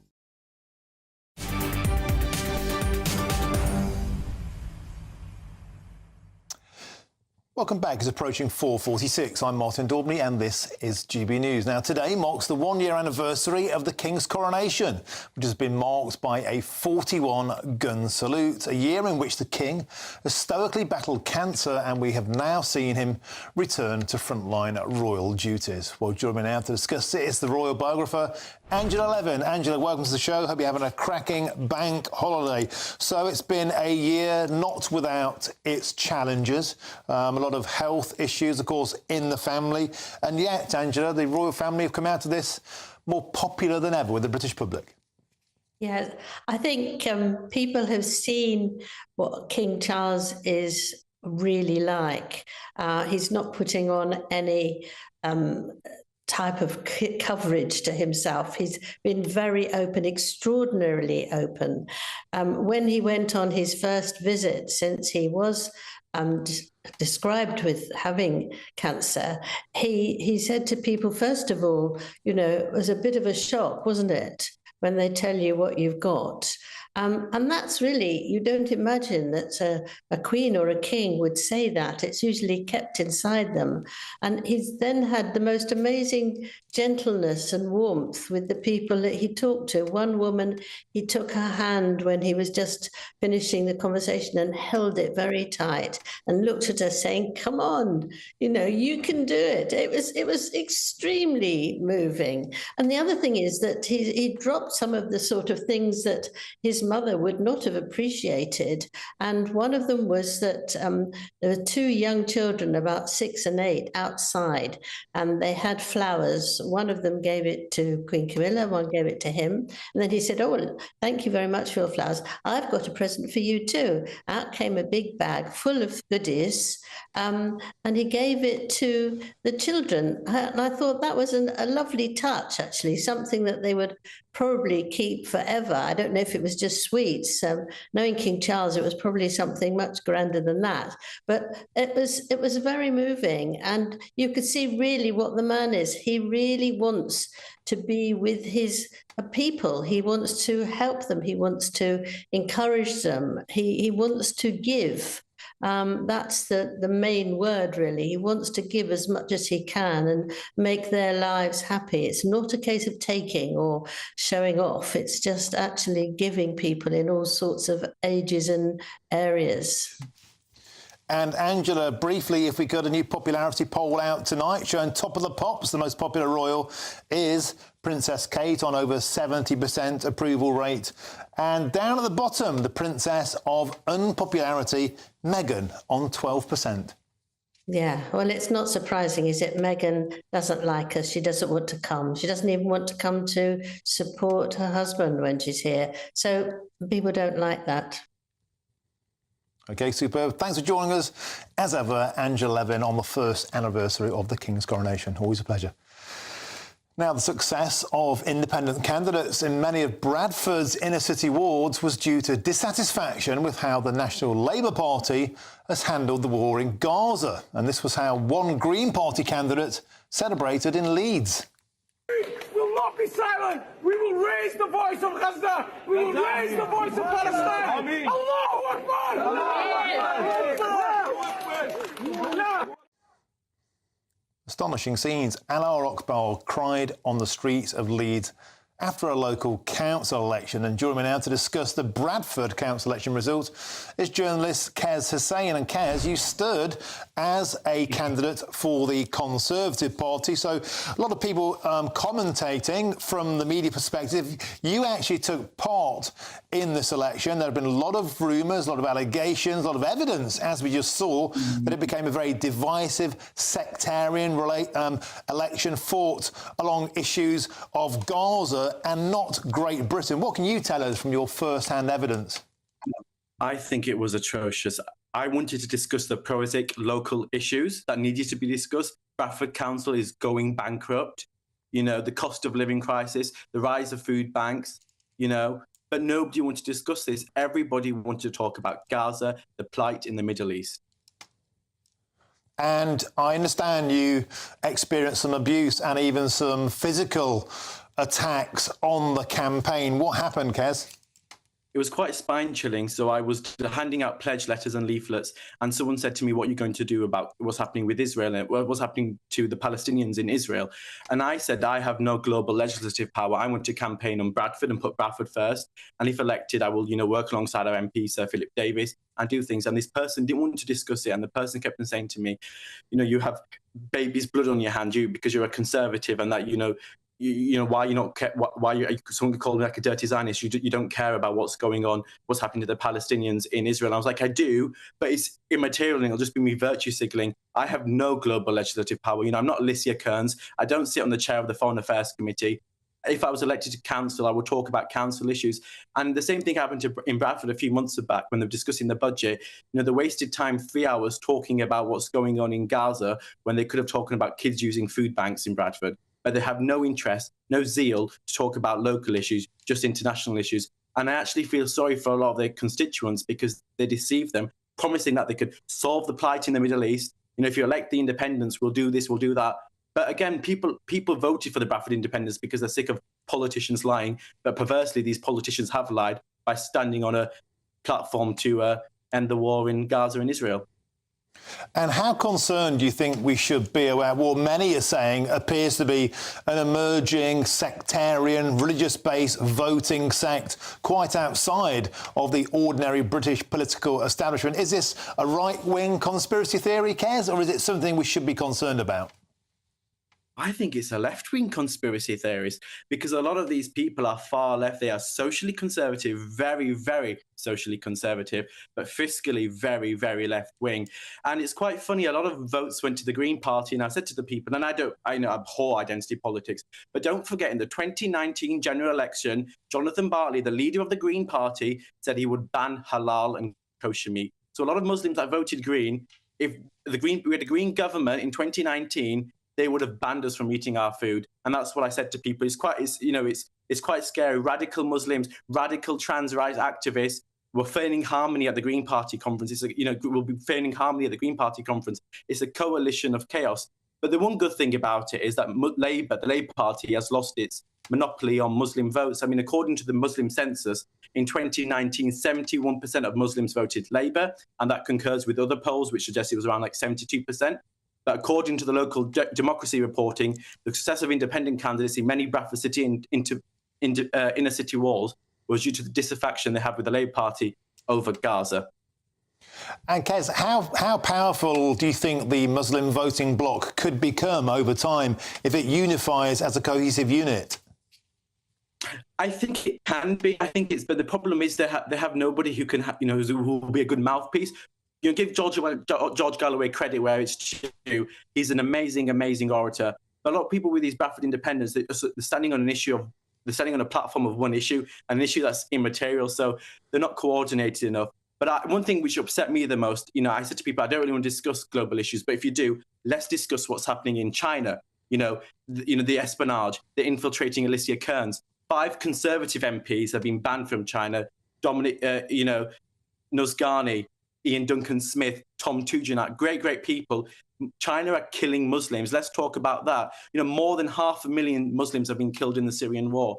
More than 200,000 innocent Muslims have been killed by Islamist terrorist attacks in Muslim countries. What's happening in Burma? Nearly 1 million Muslims have had to flee. Okay. 24,000 Muslims have been killed in Burma. People didn't want to discuss this. They just want to talk about Gaza. OK, Kaz is saying thank you very much for joining us. Of course, strong opinions there. Many people will disagree with them, but that's the home of free speech. Now, loads more to talk about in the following hour. I'm Martin Daubney on GB News, Britain's news channel. First, your weather. A brighter outlook with Box Solar, sponsors of weather on GB News. Hello there, welcome to your latest GB News weather. It starts to settle down over the next 24 hours after today's heavy rain, but there will be some fog patches, particularly at night, and that's thanks to an area of high pressure. Low pressure moves out the way, high pressure moves in for the week ahead, largely settling it down. Some weather fronts across the northwest at times bringing some rain. This evening time, still some rumbles of thunder, some heavy rain in places, but it does slowly ease as we head towards midnight and into the early hours. The rain just taking its time to clear the far southeast, but generally dry overnight, some splashes of light rain in places, but a lot of cloud, some low cloud too, making it murky over the hills and around the coasts. Temperatures largely remaining in double figures. So it means a grey start to Tuesday morning, some hill fog in places, but as we go through the morning into the afternoon, should lift and break to allow some brighter skies to develop, some sunny spells, particularly across the south and the west. But where we get some sunny spells, it will help trigger a few showers, not as heavy compared to today, but some of them could be on the sharp side. Fewer in between as well, so many places dry with sunny spells. Temperatures again reaching 19 or 20 Celsius in the best of the sunshine. For Wednesday, a murky start again, some fog patches in places, but slowly lifting and breaking, allowing some dry weather and bright weather to develop. Similar for Thursday and Friday as the high pressure builds in, temperatures begin to rise as well. That warm feeling inside from Boxed Boilers, sponsors of weather on GB News.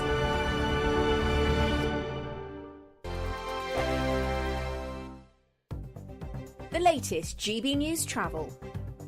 Good evening, I'm Johnny Ratner. On the M62 in West Yorkshire, there are long westbound queues from junction 22 to 21 towards Rochdale, where one lane's blocked off past the scene of an accident. And on the opposite side of the carriageway, the left lane remains shut where they're recovering a car that has broken down. Heading out of London, the M1 is blocked junction 6, the North Watford exit, due to flooding causing long queues back towards the Barnet bypass. And the Surrey stretch of the M25 is down to 2 lanes anti-clockwise to junction 10 shortly before the A3.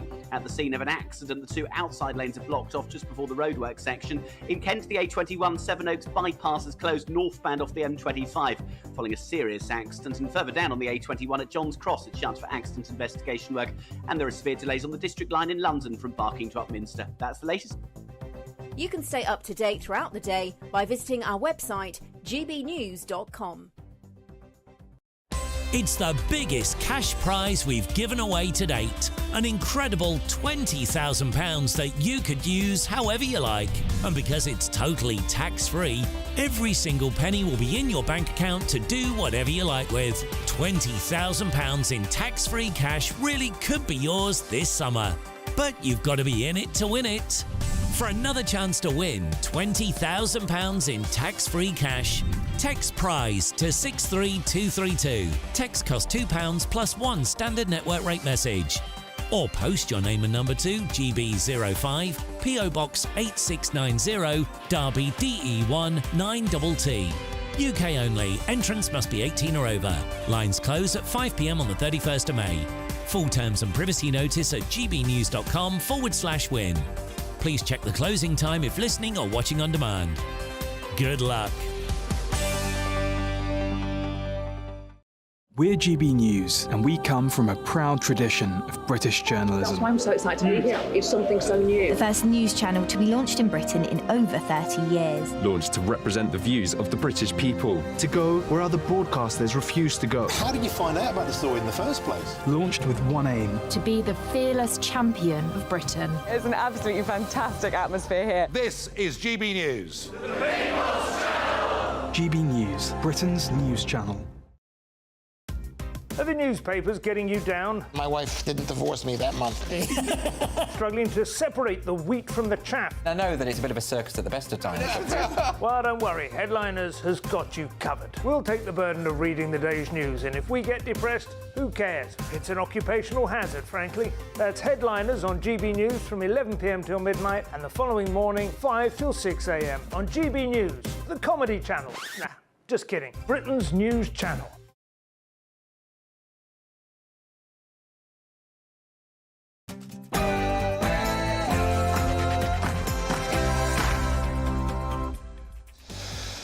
Hey, very good afternoon to you. It's 5 p.m. Hope you're having a cracking bank holiday Monday. Welcome to the Martin Daubney Show on GB News, and we're broadcasting live from the heart of Westminster all across the UK. On today's show, we are staring into the abyss. We'd be lucky to get any MPs. We must shift to the right. That's what senior Tories fear after their local election battering. But today, number 10 has insisted that we're heading for a hung parliament. What next for a Tory party in turmoil? And after record numbers of asylum seekers have flooded into Ireland today, thousands of protesters have taken to the streets of Dublin crying, "Ireland is full." We'll be live from the scene throughout the rest of the show. And an African king is seeking to permanently keep golden treasures loaned to him by the Victoria and Albert Museum. And the Ghanaian is pinning his hopes on a future Labour government buckling to calls of colonialism to make that happen. Big question is, will British Museum's treasures be safe in Sir Keir Starmer's hands? And dramatic stuff as passengers on a British Airways flight have been forced to disembark before takeoff at Bermuda's main international airport after a bomb threat. And that's all coming in your next hour.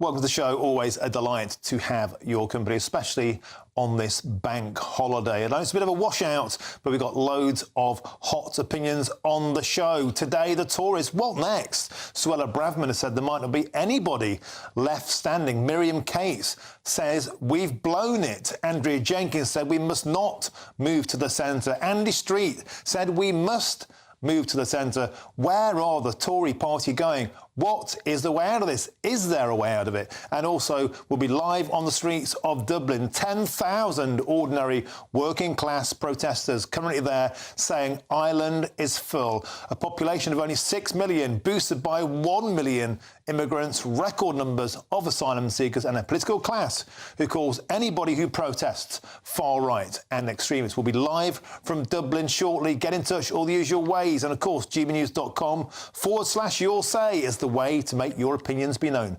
But first, it's your headlines, and it's Ray Addison.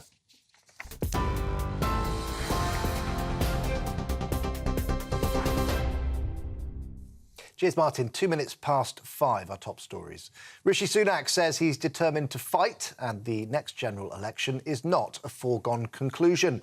The Prime Minister is calling for unity among Tory MPs after saying that he believes Britain could be heading for a hung parliament. The Conservatives lost hundreds of council seats and the West Midlands mayoralty. Results Rishi Sunak described as bitterly disappointing, but he says he won't give up. What the independent analysis shows that whilst of course this was a disappointing weekend for us, that the result of the next general election isn't a foregone conclusion, and indeed actually is closer than, or the situation is closer than many people are saying, or indeed some of the opinion polls are predicting. And that's why I'm absolutely determined to fight incredibly hard for what I believe and for the future country that I want to build, and that's what I'm going to do. Well, however, Labour Chair Annalise Dodds says Rishi Sunak's interpretation of those results is incorrect. Local elections are not a good predictor of general elections if you just look at the overall vote share, which is what he seems to have done. For example, very small parties tend to do far better in local elections. Independents tend to do better. And if you look at the places where Labour won, where Labour picked up support, it was in those constituencies that Labour will need in order to deliver a majority Labour government. So I'm afraid Rishi Sunak has got this wrong. He's tin-eared. He should be listening to that message to actually give people the chance for change. Liberal Democrat leader Sir Ed Davey says he'll table a motion of no confidence in the government in an effort to pressure Rishi Sunak into calling a June general election. Sir Ed claims that the disastrous local election results show that the country has, in his words, had enough of Mr Sunak and his out-of-touch government. The motion will be tabled when Parliament returns tomorrow. New SNP leader John Swinny says he'll seek to build a coalition of the willing to focus on Scotland's problems, but won't resurrect the power-sharing deal with the Scottish Greens. In his acceptance speech, Mr Swinny called for unity and said that the polarisation of politics does not serve the country well. Mr Swinny's appointment was unopposed and he's expected to be voted in as Scotland's First Minister later this week. John Swinny also paid tribute to his predecessor, Humza Yousaf. A year ago, well, even a week ago, I didn't think that my future would involve standing here accepting the leadership of the Scottish National Party. Things have turned out differently, and before I say any more about my leadership, I want to pay tribute to Humza Yousaf. He's conducted himself throughout the last year with grace and with dignity in some acutely difficult circumstances. Met Police detectives have launched a murder investigation after a man was stabbed in a street fight in East London on Sunday night. The 38-year-old was found with a single wound just off of a busy high road in Bethnal Green. Scotland Yard says officers are still working to inform the victim's family, with formal identification yet to take place. Well, in the US, Donald Trump has been fined and threatened with jail by the judge in his hush money trial. The former US president has been ordered to pay $1,000 for violating a gag order. It prohibits him from making public statements about jurors, witnesses and the families of the judge and his prosecutors. Judge Juan Machan described Mr Trump's actions as willful, and he warned him that he could face jail as the fines do not appear to be working. Heineken plans to reopen 62 pubs that closed earlier this year. The Dutch company says it will invest almost £40 million, creating 1,000 new jobs. It says plans to refurbish more than 600 establishments will turn them from tired pubs into premium locals. And finally, gun salutes have rang out across the capital, marking the first anniversary of King Charles's coronation. A 62-gun salute rang out from Tower Wharf. 41 volleys were fired earlier by the King's Troop Royal Horse Artillery in Green Park in central London. The Archbishop of Canterbury has also paid tribute to the King's sense of duty after his return to public life and said that crowning him was the privilege of a lifetime. Right, for the latest stories, why not sign up for GB News Alerts by scanning the QR code on your screen or go to gbnews.com/alerts. Now back to Martin.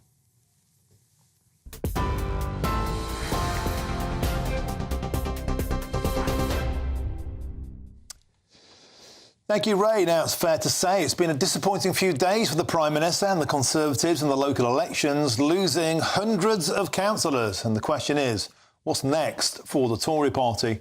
Well, earlier, this is what the Prime Minister had to say on the top stories of the day.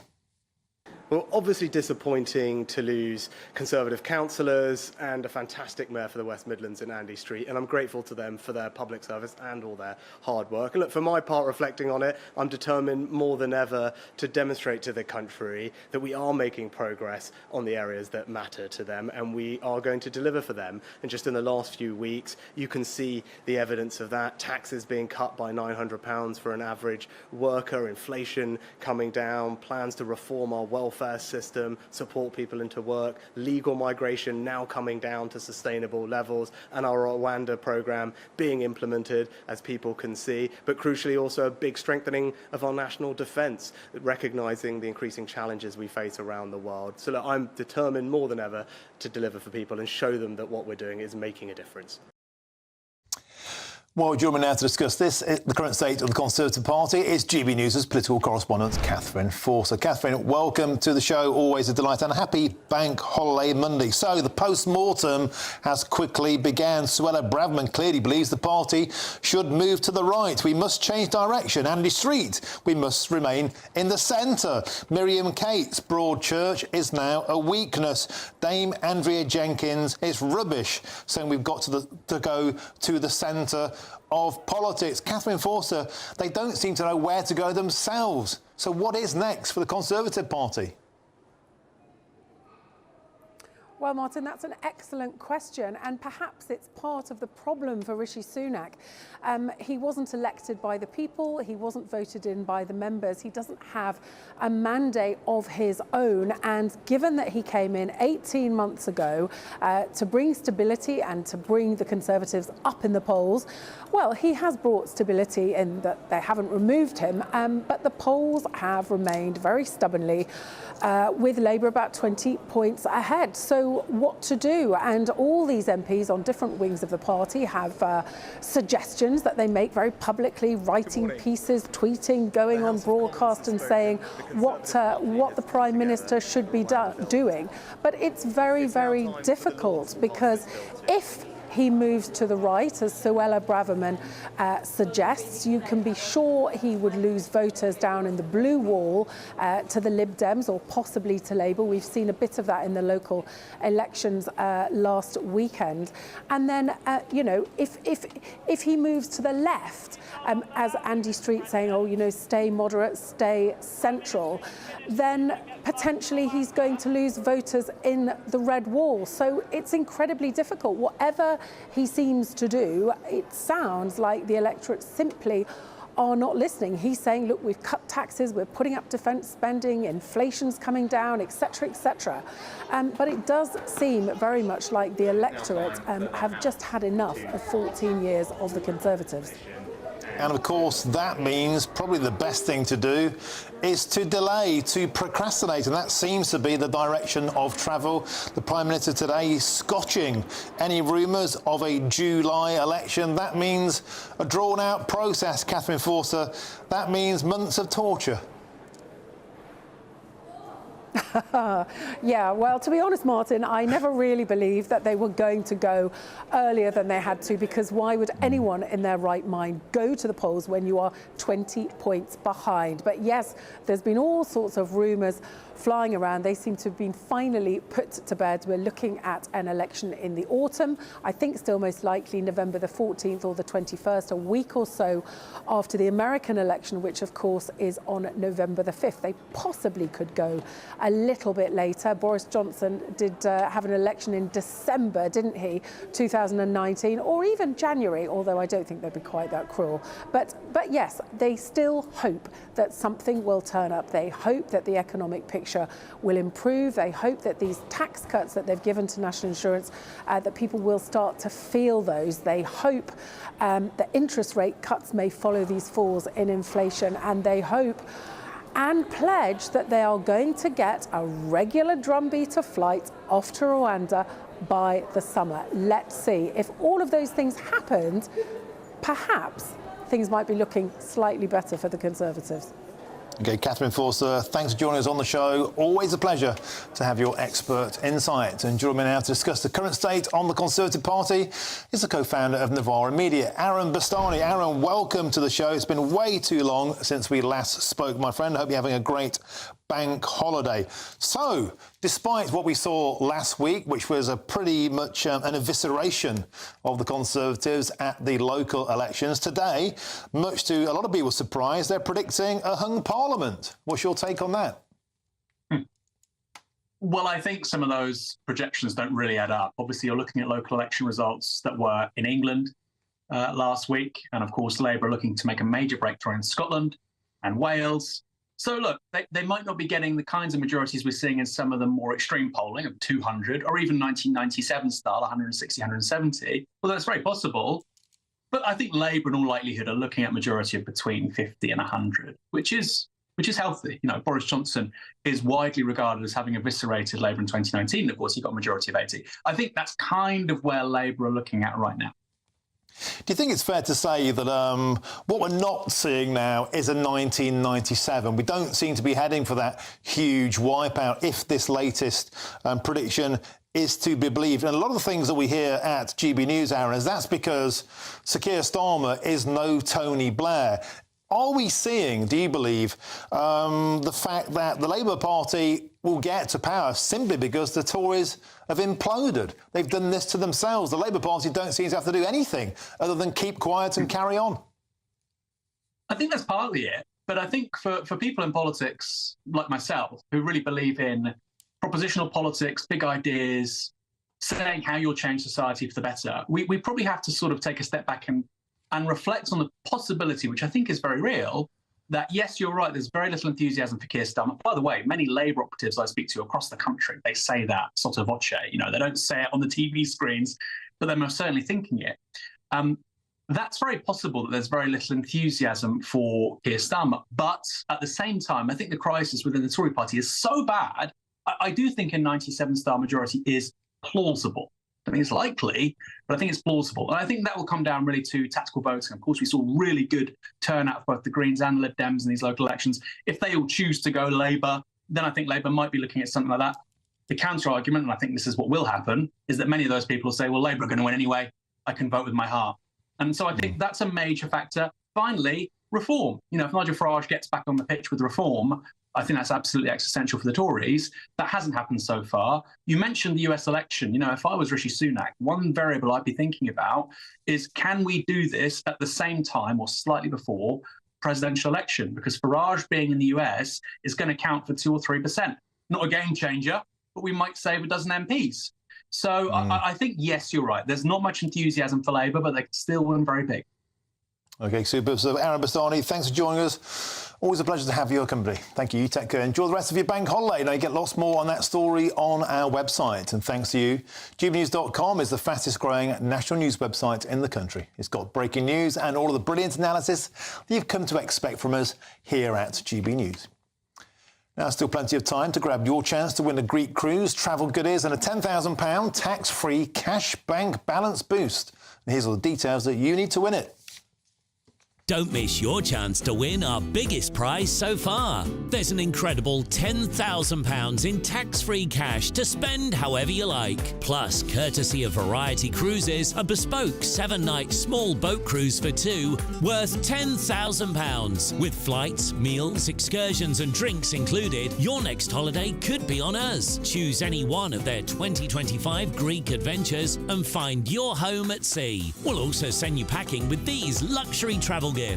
For another chance to win a prize worth over £20,000, text WIN to 63232. Text costs £2 plus 1 standard network rate message. Or post your name and number to GB04 PO Box 8690 Derby DE1 9TT. UK only. Entrance must be 18 or over. Lines close at 5 p.m. on the 26th of April. Full terms and privacy notice at gbnews.com/win. Please check the closing time if listening or watching on demand. Good luck. Now, an African king is seeking to permanently keep golden treasures loaned to him by the Victoria and Albert Museum.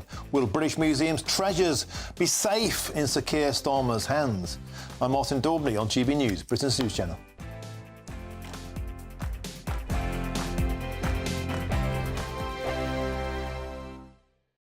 Every Sunday from 11, join Michael Portillo. There will be topical discussion, looking at the week before and the week to come. So kick back and relax at 11 a.m. on Sundays on GB News with me, Michael Portillo. GB News, the People's Channel, Britain's news channel.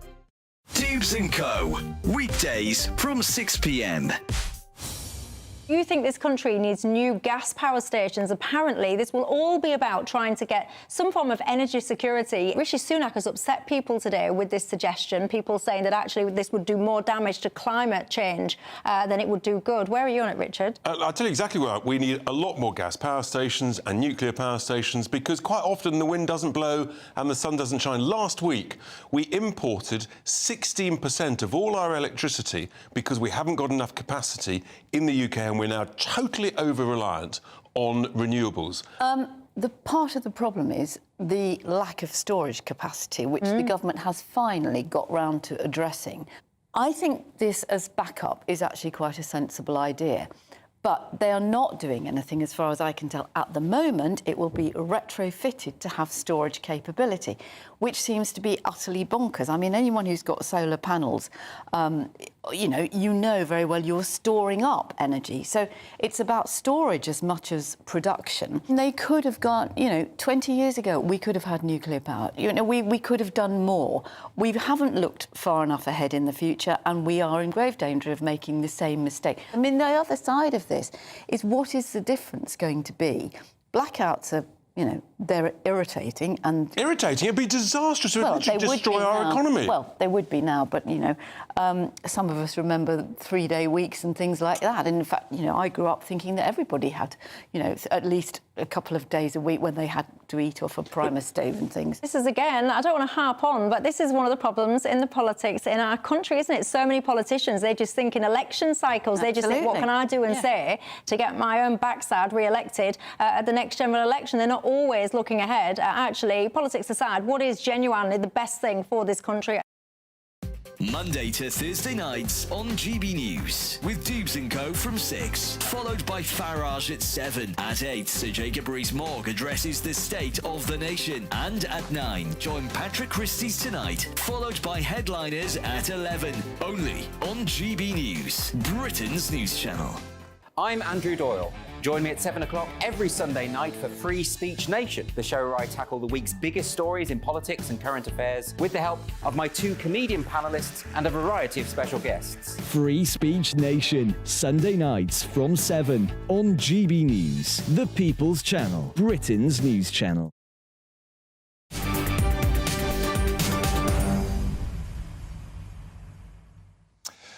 Welcome back. Your time is 5:21. I'm Martin Daubney, and this is GB News. Now, a Ghanaian king who negotiated a loan deal for gold artefacts with the Victoria and Albert Museum and the British Museum is looking to keep hold of them permanently.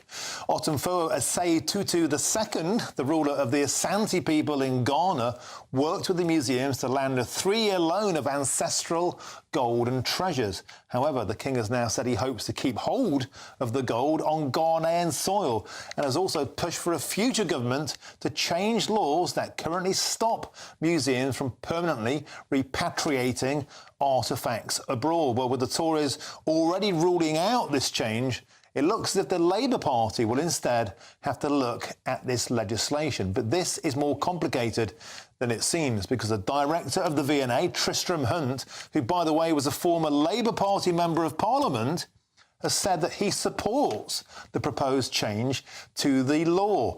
And, of course, it turns out he was that Labour Party MP, as I said, and today also marks the anniversary of King Charles III's coronation.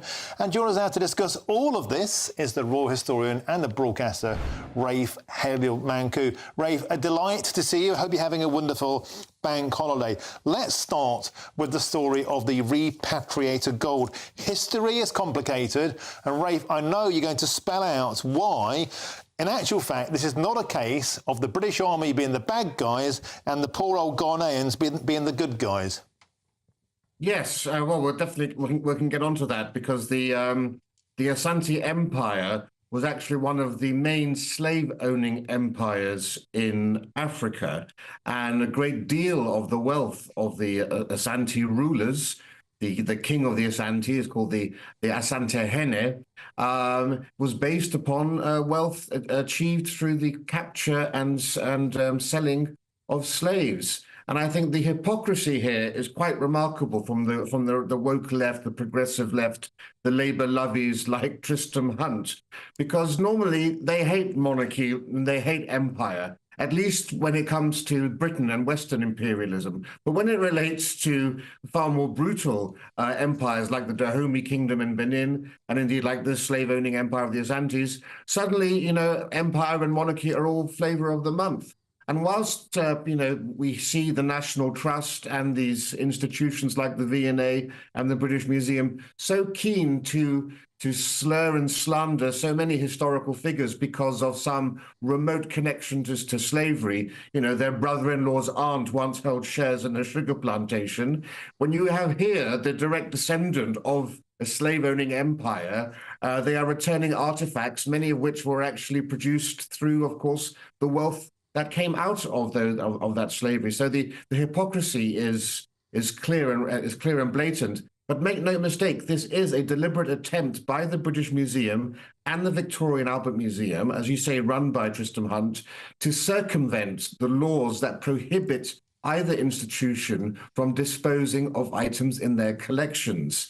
And because they're not allowed to give their collections away, this is actually a test case for giving items away on essentially permanent loan. Because every 3 years, this temporary loan will come up, and we fully expect it to be increased for another 3 years, time and time again. And that brings me on to my next point, because at present, Rafe, the British Museum Act 1963 bars them from handing over any items from its collection because it's protected in legislation. But of course, as you say, a future government, perhaps a Sir Keir Starmer government, perhaps one that's been fluffed up by people like Tristram Hunt going abroad on this kind of repatriation, this white guilt trip, a global tour of self-flagellation. Perhaps the law may be changed. Perhaps we may see things like the Elgin marbles, Rafe Hadelmanku, being proffered back to their original owners. Is this the beginning of a change of legislation, do you believe, that's kind of taking the knee to this feeling that the Brits must give back everything they once took, no matter what the circumstances? Yes, if you thought wokery was bad now, after 14 years of Tory government, just wait till the next government gets into power, because I have little doubt that we're going to see the repatriation of items from our collections under a new government. You may remember last year it was reported in the press that there had been a secret discussions between Keir Starmer and the Greeks about potentially returning the Elgin marbles. And Keir Starmer is reported to have said that he didn't want the Greeks to go public with any of this until after the election, because, of course, he knows how potentially explosive it is. And, when you even have someone like George Osborne, who's chairman at the British Museum, also clearly in favour of repatriating these objects, I think we're going to be in for a rough ride in terms of our museums. Because, of course, what people fail to realise is that places like the British Museum are what we call world encyclopedic museums. It should really be called the World Museum. And these are places which actually, like the Louvre in Paris or the Met in New York, these are places where you can see all of the world's great treasures together side by side, so you can compare and contrast them. And if we get rid of the collections of the British Museum, it will be a great crime for human civilization, I would say. Yeah, true. Could we see Sir Keir Starmer being the greatest raider of museums since Indiana Jones? That remains to be seen, Rafe. But let's move on now to the anniversary of the King's coronation. Magnificent guns thundering out today. A joyous year, but it hasn't been, Rafe, without its difficulties. No, I'm speaking to you from Edinburgh, where earlier today, just where I can see here, Edinburgh Castle, we had a gun salute fired earlier today to mark the one-year anniversary. And it is quite hard to believe that it was a year ago that, the nation and Commonwealth came together in happy celebration for the first coronation in 70 years. That was a tremendous occasion of pomp and pageantry, but it was a far cry today, a very subdued celebration today. There were gun salutes in Edinburgh, as I said, and in Cardiff and Belfast and York, and of course a 41 gun salute in Green Park in London and a 62 gun salute in the Tower of London. But apart from that, not really much in the way of marking the anniversary, the King choosing to spend the day very peacefully and quietly at home. But the royal family have released a wonderful video montage of the highlights of that extravagant weekend last year and encouraged people to take part. And we got a great reminder of the set piece at Westminster Abbey, obviously, and the red arrows fly past the coronation concert as well, which was great to see. But yes, it does come also, I should say, of course, with the sad reflection, of course, that the King has been obviously undergoing treatment, and the Princess of Wales. It hasn't been an easy time for the royal family, who are also, of course, severely understaffed. But the good news is that apparently the public have seen the struggles of the King and the Princess of Wales and seen the stellar efforts by members of the royal family to step in the breach and fulfill extra duties. And that's been rewarded by a huge boost in the popularity of the monarchy and of each member of the royal family, with one exception, Meghan, still down in the polling doldrums. But apart from that, we've seen a huge boost in polls and support from the monarchy in general. 60% of the British nation want us to remain a monarchy, with only a measly quarter wanting to do away with it and become a republic. This is the Ipsos Mori poll that comes out every year, and it's the one that's been coming out since 1993. And Ipsos Mori have said every year the result very, very rarely changes. It's the most consistent response they've had for 30 years. The British public love the monarchy and want it to continue. And God save the King, I say. Rafe Helder-Munku, a history lesson, compassionate, beautifully delivered. As ever, my friend, thank you very much, live from Edinburgh, and have a fantastic remainder of your bank holiday on the first anniversary of the King's coronation. Rafe Helder-Munku, always a pleasure. Now, after record numbers of asylum seekers have flooded into Ireland, today thousands of protesters have taken to the streets of Dublin. We'll be live there next with our man on the ground, Doogie Beattie. But first, here's your latest few headlines, and it's Ray Addison.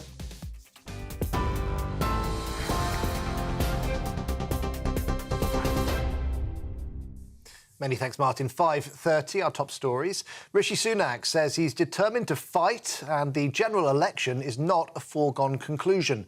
The Prime Minister is calling for unity among Tory MPs after saying that he believes Britain could be heading for a hung parliament. The Conservatives lost hundreds of council seats, and the West Midlands mayoralty, results Rishi Sunak described as bitterly disappointing. But he says he won't give up. What the independent analysis shows, that whilst of course this was a disappointing weekend for us, that the result of the next general election isn't a foregone conclusion, and indeed actually is closer than, or the situation is closer than many people are saying, or indeed some of the opinion polls are predicting. And that's why I'm absolutely determined to fight incredibly hard for what I believe and for the future country that I want to build, and that's what I'm going to do. New SNP leader John Swinny says he'll seek to build a coalition of the willing to focus on Scotland's problems, but won't resurrect the power-sharing deal that they had with the Greens. In his acceptance speech, Mr Swinny called for unity and said that the polarisation of politics doesn't serve the country well. Mr Swinny's appointment was unopposed, and he's now expected to be voted in as Scotland's First Minister later this week. Could your local be on the verge of reopening? Heineken says it's going to invest almost £40 million to create 1,000 new jobs and bring back 62 pubs that have closed so far this year. The Dutch company says it intends to transform hundreds of tired establishments into premium venues. And gun salutes have rung out across the capital, marking the first anniversary of King Charles's coronation. The Honourable Artillery Company fired 62 volleys from Tower Wharf next to Tower Bridge. An hour earlier, a 41-gun salute from King's Troop Royal Horse Artillery was heard in Green Park. Both regiments were involved in last year's coronation ceremony at Westminster Abbey and fired the guns to signal the moment that the crown touched the King's head.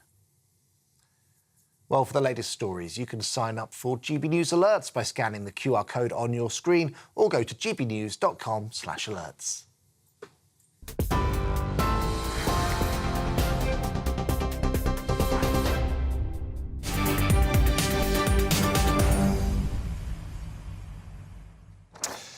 Thank you, Ray. Well, hundreds of you have been getting in touch with your says, and the main thing that's got you really going today is that protest in Dublin. In fact, we're going there in a short period of time, protesting what they say Ireland is full about record levels of immigration and asylum seekers. David Bird says this: imagine what would happen if loads of Englanders gathered waving the Union flag or even the St George's Cross in protest of mass immigration. The riot police would be armed and battening the gathered crowd to disperse. A lot of people have been pointing out that there is a significant police presence in Dublin. We saw them earlier on in our report. They look like robo-cops.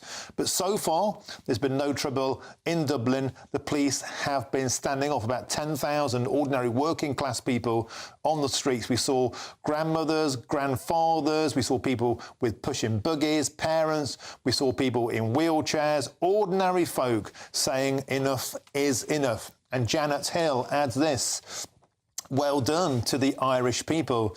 Ireland is for the Irish, Britain is for the British. We all want our identity back.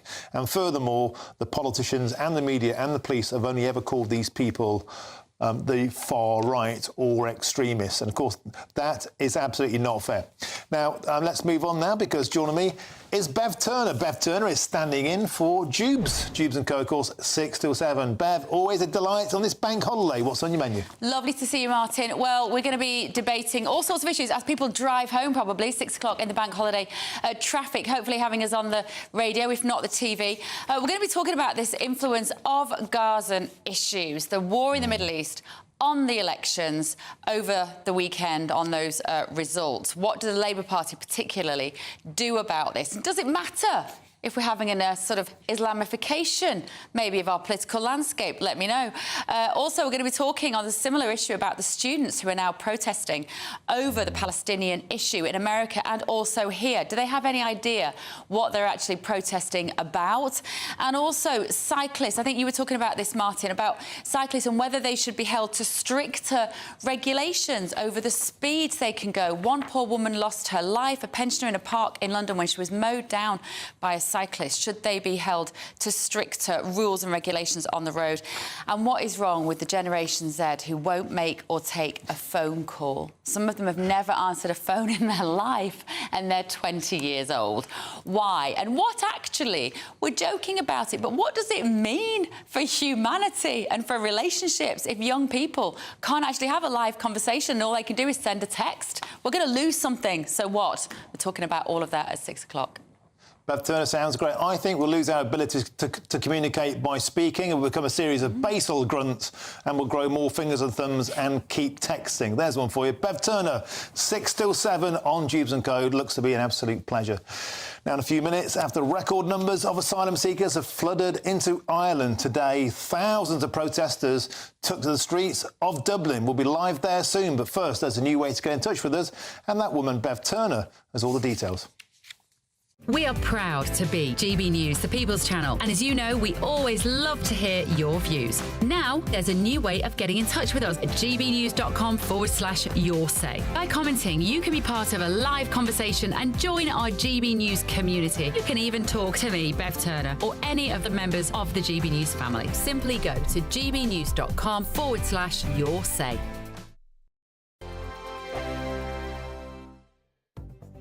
The latest GB News travel. Good evening, I'm Johnny Ratner. On the M62 in West Yorkshire, there are long westbound queues from junction 22 to 21 towards Rochdale. The left lane remains closed for emergency barrier repairs, leaving 5 miles of queues on the approach. And the M1 is very slow out of London up to junction 6, just south of the M25. The outside lane's blocked off because of flooding. Queues back to 5, the Watford exit. And the Surrey stretch of the M25 is crawling anti-clockwise. Shortly before junction 10, before you get into the roadworks of the A3, there was an accident. All lanes are back open, but it's still queuing nearly back to the M3. In Kent, the A21 Sevenoaks bypass shut northbound off the M25 following an accident. And buses in for trains for London North Western, Watford Junction, St Albans Abbey and Bletchley to Bedford due to the ban on overtime. And that's the latest. You can stay up to date throughout the day by visiting our website, gbnews.com. This is GB News, Britain's news channel. The biggest of occasions for England's smallest county. In Rutland, there isn't a single statue. Now there shall be, of one of the most important people in British history, the late Queen. Lord Lieutenant Sarah Furness represents the monarch in the county. Her Majesty provided us all with a sense of stability and continuity. As head of state, she gave us national identity. Raising £140,000 in donations, mostly from individuals, the statue in the town of Oakham is the first of its kind to be unveiled since the death of Queen Elizabeth. Howell Prattley is the sculptor. I am a big fan of public sculpture, being integral to, a friendly, caring community. Young and old are lining the streets to catch a glimpse of the 7-foot statue, including 89-year-old Joyce Lucas in the front row. We met her on several occasions in Oakham, and we've got some lovely photographs and lovely, lovely memories. She is the Queen. She was great. She was brilliant, and we miss her. The Queen's death broke the nation's heart. Her memorial is filling Rutlands with pride. Her image, taken from early Middle Age, set in bronze.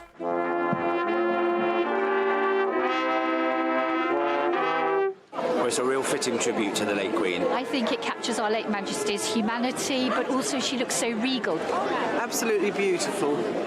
Queen Elizabeth was Britain's longest reigning monarch. Her reign was great, unlikely to be matched by future king or queen. A legacy of unwavering service recorded in a place of permanent remembrance. Will Hollis, GB News in Oakham.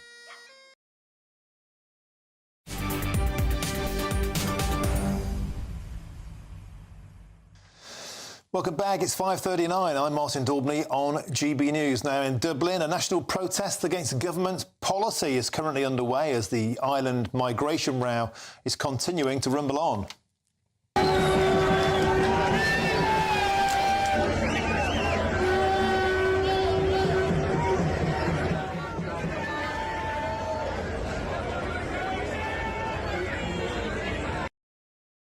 And this comes amid the ongoing row with the British government over asylum seekers crossing the border to avoid deportation to Rwanda under Rishi Sunak's deterrent scheme. Well, I'm now joined by GB News' Northern Ireland reporter Doogie Beattie, who's been covering this throughout the afternoon on the streets of Dublin. Doogie, it looks considerably quieter there. There were thousands of people behind you early on. Have you been moved on?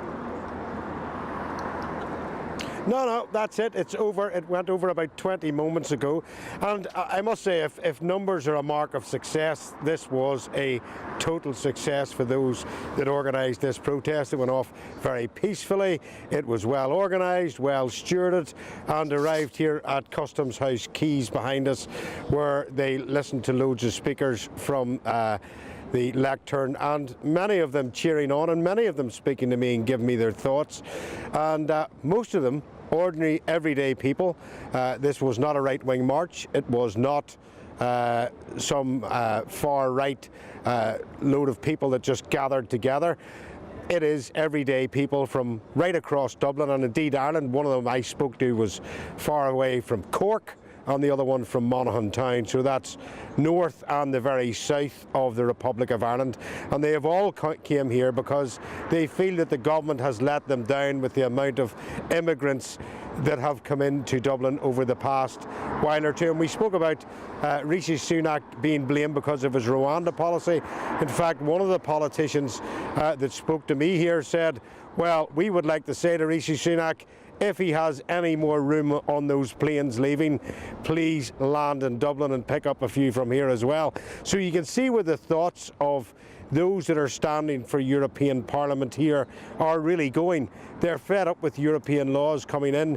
Many of them saying to me that the Irish Dáil has become nothing more than a regional government, the same as the Northern Ireland Assembly, the Welsh Assembly, the Scottish Assembly. They're saying that they're all answerable to Europe. So the feeling of against Europe here at this moment in time, because of these type of policies that's coming in. Let's not forget that the Republic of Ireland were hugely European, but as more and more of these policies come in, that is starting to take toll, and the electorate may have their say. And as you say, Doogie, BT, elections are due in June. And I've been speaking to a lot of people over there who are sick to the back teeth of this, and they're going to take action via the electoral polling booth. Do you think there could be a big swing against the pro-EU parties come June? Well, there could well be, but it's a bit like reform in the UK. It depends in which electoral wards and how many in each ward actually picks that up. There's no doubt about it. From the platforms here today, they were talking and saying to the people, make sure you're registered. Make sure you're registered to vote, and make sure on voting day that you actually turn up, because but this isn't working class areas we're talking about that weren't usually voters. These are middle-class voters, people that do vote every day. And of course, because of what happened in Wicklow last weekend, has really set some of those middle-class people, the real people of Ireland, the hard workers that pay their taxes, were astounded and would have been no part of any parade like this, that the Garda Síochána turned on them with the riot squad and pepper spray. And today there was huge amounts of banners here, Martin, in support of Newtown Mount Kennedy. In fact, two of the people that were here I had met in Newtown Mount Kennedy last weekend. So, you know, when you have the likes of those people, and I'm not saying that in a bad way, but people that are middle class, everyday working people turning up at what is being branded as a far right rally by the mainstream media, well, I think the political elite here in Ireland may be looking at this thinking we may have to rethink what we're doing. Great stuff, Doogie BT. You've been fantastic all afternoon live from Dublin, and I'm proud to say GB News, the only media channel from the mainstream, picking that up. Doogie BT, live from Dublin, superb as ever. Thank you very much. Now, passengers on a British Airways flight have been forced to disembark before takeoff at Bermuda's main international airport after a bomb threat. I'm Martin Daubney on GB News, Britain's news channel. Hello there, welcome to your latest GB News weather. It starts to settle down over the next 24 hours after today's heavy rain, but there will be some fog patches, particularly at night, and that's thanks to an area of high pressure. Low pressure moves out the way, high pressure moves in for the week ahead, largely settling it down. Some weather fronts across the northwest at times bringing some rain. This evening time, still some rumbles of thunder, some heavy rain in places, but it does slowly ease as we head towards midnight and into the early hours. The rain just taking its time to clear the far southeast, but generally dry overnight, some splashes of light rain in places, but a lot of cloud, some low cloud too, making it murky over the hills and around the coasts. Temperatures largely remaining in double figures. So it means a grey start to Tuesday morning, some hill fog in places, but as we go through the morning into the afternoon, should lift and break to allow some brighter skies to develop, some sunny spells, particularly across the south and the west. But where we get some sunny spells, it will help trigger a few showers, not as heavy compared to today, but some of them could be on the sharp side. Fewer in between as well, so many places dry with sunny spells. Temperatures again reaching 19 or 20 Celsius in the best of the sunshine. For Wednesday, a murky start again, some fog patches in places, but slowly lifting and breaking, allowing some dry weather and bright weather to develop. Similar for Thursday and Friday as that high pressure builds in, temperatures begin to rise as well.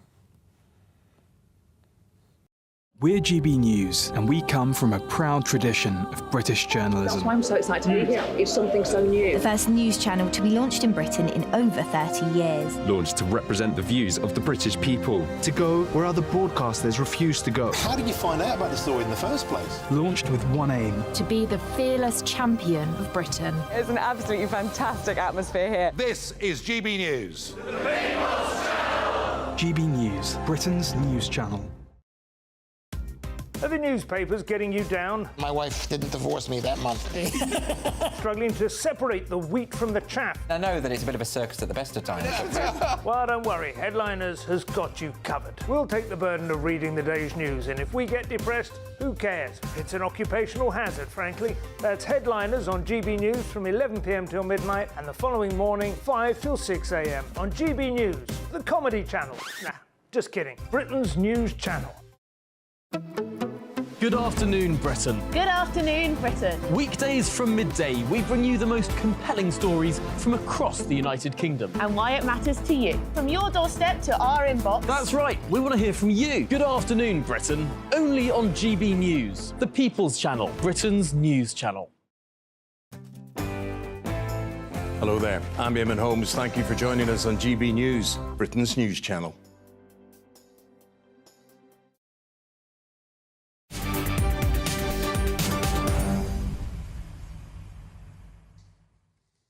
Welcome back. It's 5:48 now. May Day bank holiday in the UK is one of the oldest surviving festivals in the UK. The Padstow Obios Festival, my missus went to that, is unique and a celebration of the Celtic feast of Beltane that pays tribute to the fast approach of summer. It always falls on the 1st of May, unless the 1st of May is a Sunday. And each year it takes place in Padstow, in the narrow streets and around its beautiful harbour. Morris dancers, huge maypole, giant hobby horses, flags and crowds everywhere, celebrating Beltane's, Britain's biggest and best May Day celebration. If May Day is your thing, chances are you've heard of Padstow. Thousands flock to the small coastal community in Cornwall each year to commemorate the time the women of the town warded off Spanish invaders by parading a hobby horse through the streets, pretending it was the devil. They still do it every year. Spanish invaders now replaced by a heady mix of tourists, locals and lots of real ale. I think all traditions should keep going because it is important for the kids to learn about and come up and, you know, get to know things that's happened. I mean, some people might say in 2024 these things aren't relevant. They might say it, but they'll never stop May Day. It's a huge date in the Cornish calendar here in Padstow. Locals who've moved away return in their droves to catch up with friends and to welcome in the summer months. A part of our life, is part of the history of the country, and particularly of small societies like this here in Padstow, where I come back every year, as I say, and I've met people. Even this year I met a man from Padstow who'd come back from Australia for May Day. It's one of the oldest surviving festivals in the UK. 2 hobby horses parade around the maypole to celebrate Beltane, an ancient Celtic ceremony celebrating life, the beginning of summer and fertility. Fertility of the land and of the young men and women who tend it. There are maypoles in village greens right across the country, and they've been here since pagan times. The idea is that the more dancing you do around the maypole on May Day, the better the weather will be this summer and the better the crops will grow. There are ceremonies right across the UK, some of them dating back to Roman times, others Celtic, others Catholic, some a mix of all three. And at the heart of it all, Morris dancing. They've been around since the 15th century, Druid dances, originally with painted faces. Oliver Cromwell banned the dance, and it's fallen in and out of favour over the years. But on May Day in England, there is nothing that celebrates our way of life more than a dance around a maypole, followed by a pint or two of ale. Jeff Moody, GB News. Magnificent stuff. I love the beer, but I always stop short of joining in with the Morris dancing. Now, passengers on a British Airways flight were forced to disembark before takeoff at Bermuda's main international airport after a bomb threat. It has been confirmed. The flight, which was supposed to leave for London last night, had to be immediately evacuated after the threat was received. Well, let's have a listen as to what took place. Bermuda Tower, cancel takeoff clearance, cancel takeoff clearance. We received some information regarding a bomb threat. Okay, cancel takeoff clearance, Speedbird 18 Bravo, and would you like us to leave the runway? Speedbird 18 Bravo, negative, hold position, standby. To 18 Bravo, you got any further information for us?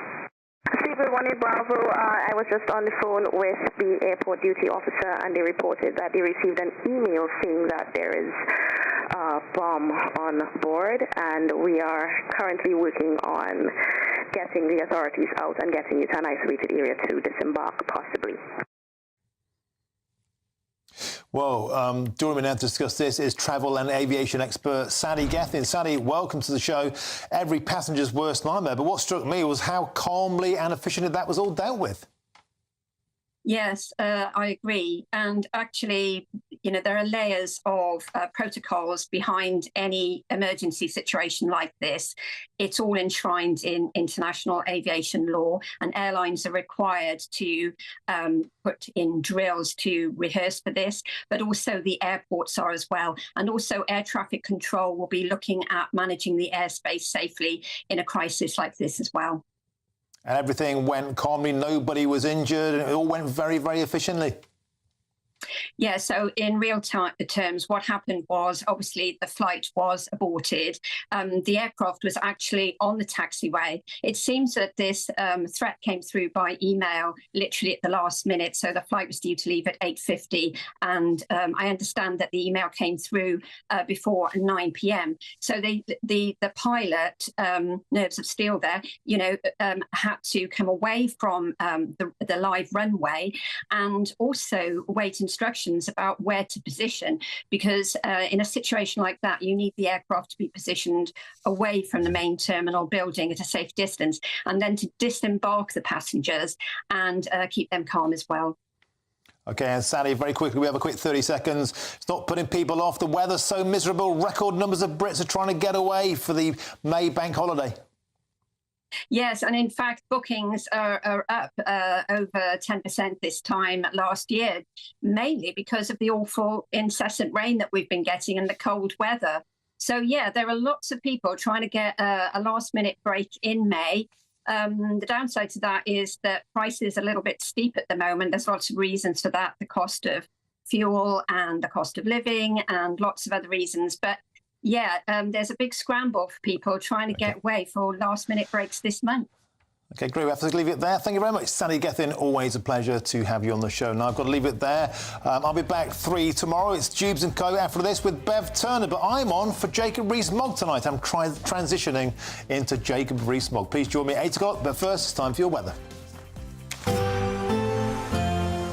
A brighter outlook with Box Solar, sponsors of weather on GB News. Hello there, welcome to your latest GB News weather. It starts to settle down over the next 24 hours after today's heavy rain, but there will be some fog patches, particularly at night, and that's thanks to an area of high pressure. Low pressure moves out the way, high pressure moves in for the week ahead, largely settling it down. Some weather fronts across the northwest at times, bringing some rain. This evening time, still some rumbles of thunder, some heavy rain in places, but it does slowly ease as we head towards midnight and into the early hours. The rain just taking its time to clear the far southeast, but generally dry overnight, some splashes of light rain in places, but a lot of cloud, some low cloud too, making it murky over the hills and around the coasts. Temperatures largely remaining in double figures. So it means a grey start to Tuesday morning, some hill fog in places, but as we go through the morning into the afternoon, should lift and break to allow some brighter skies to develop, some sunny spells, particularly across the south and the west. But where we get some sunny spells, it will help trigger a few showers, not as heavy compared to today, but some of them could be on the sharp side. Fewer in between as well, so many places dry with sunny spells. Temperatures again reaching 19 or 20 Celsius in the best of the sunshine. For Wednesday, a murky start again, some fog patches in places, but slowly lifting and breaking, allowing some dry weather and bright weather to develop. Similar for Thursday and Friday as that high pressure builds in, temperatures begin to rise as well. That warm feeling inside from Boxed Boilers, sponsors of weather on GB News.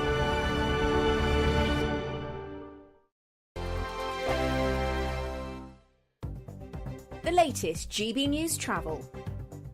Good evening, I'm Johnny Ratner with your latest. Big problems up in West Yorkshire for the northbound carriageway of the M606, so heading towards Bradford. The motorway is blocked, junction free at the Staygate roundabout because of flooding, queuing back to the Euroway trading estates, halfway back to the M62. And the M1 is crawling out of London just south of the M25 at junction 6. The outside lane's blocked off because of heavy floodwater, queuing back to Watford junction 5. The M1 is crawling as well, heading south from junction 14 to 13 towards Bedford, following an earlier collision in the roadworks. On the Essex stretch to the M25. There are clockwise queues after an earlier collision that's now on the hard shoulder just before the M11. And in Kent, the A21 Sevenoaks bypass is shut northbound off the M25 following an accident. Buses replaced London North Western trains today and tomorrow at Watford Junction, St Albans Abbey and Bletchley to Bedford because of the ban on overtime. That's the latest. You can stay up to date throughout the day by visiting our website, gbnews.com. The next Great British Giveaway winner could be you, with a massive £20,000 in tax-free cash to be won. Imagine how you'd react getting that winning call from us. Hi, my name's Phil Cox and I won the Great British Giveaway. I'd say why not?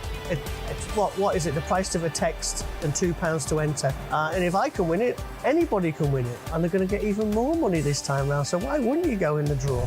For another chance to win £20,000 in tax-free cash, text prize to 63232. Text costs £2 plus one standard network rate message. Or post your name and number to GB05 PO Box 8690 Derby DE1 9TT. UK only. Entrance must be 18 or over. Lines close at 5 p.m. on the 31st of May. Full terms and privacy notice at gbnews.com/win. Please check the closing time if listening or watching on demand. Good luck. Join me, Camilla Tominey, every Sunday at 9:30 when I'll be interviewing the key players in British politics and taking them to task. This report basically says that he's not fit to stand trial. With an upcoming election looming over Westminster, now is the time for clear, honest answers. I agree. And that's precisely what I'll get. Is he indecisive? Incompetent? That's the Camilla Tominey Show at 9:30 every Sunday on GB News, the People's Channel, Britain's election channel. 2024, a battleground year. The year the nation decides. As the parties gear up their campaigns for the next general election. Who will be left standing when the British people make one of the biggest decisions of their lives? Who will rise? And who will fall? Let's find out together. For every moment, the highs, the lows, the twists and turns. We'll be with you for every step of this journey. In 2024, GB News is Britain's election channel.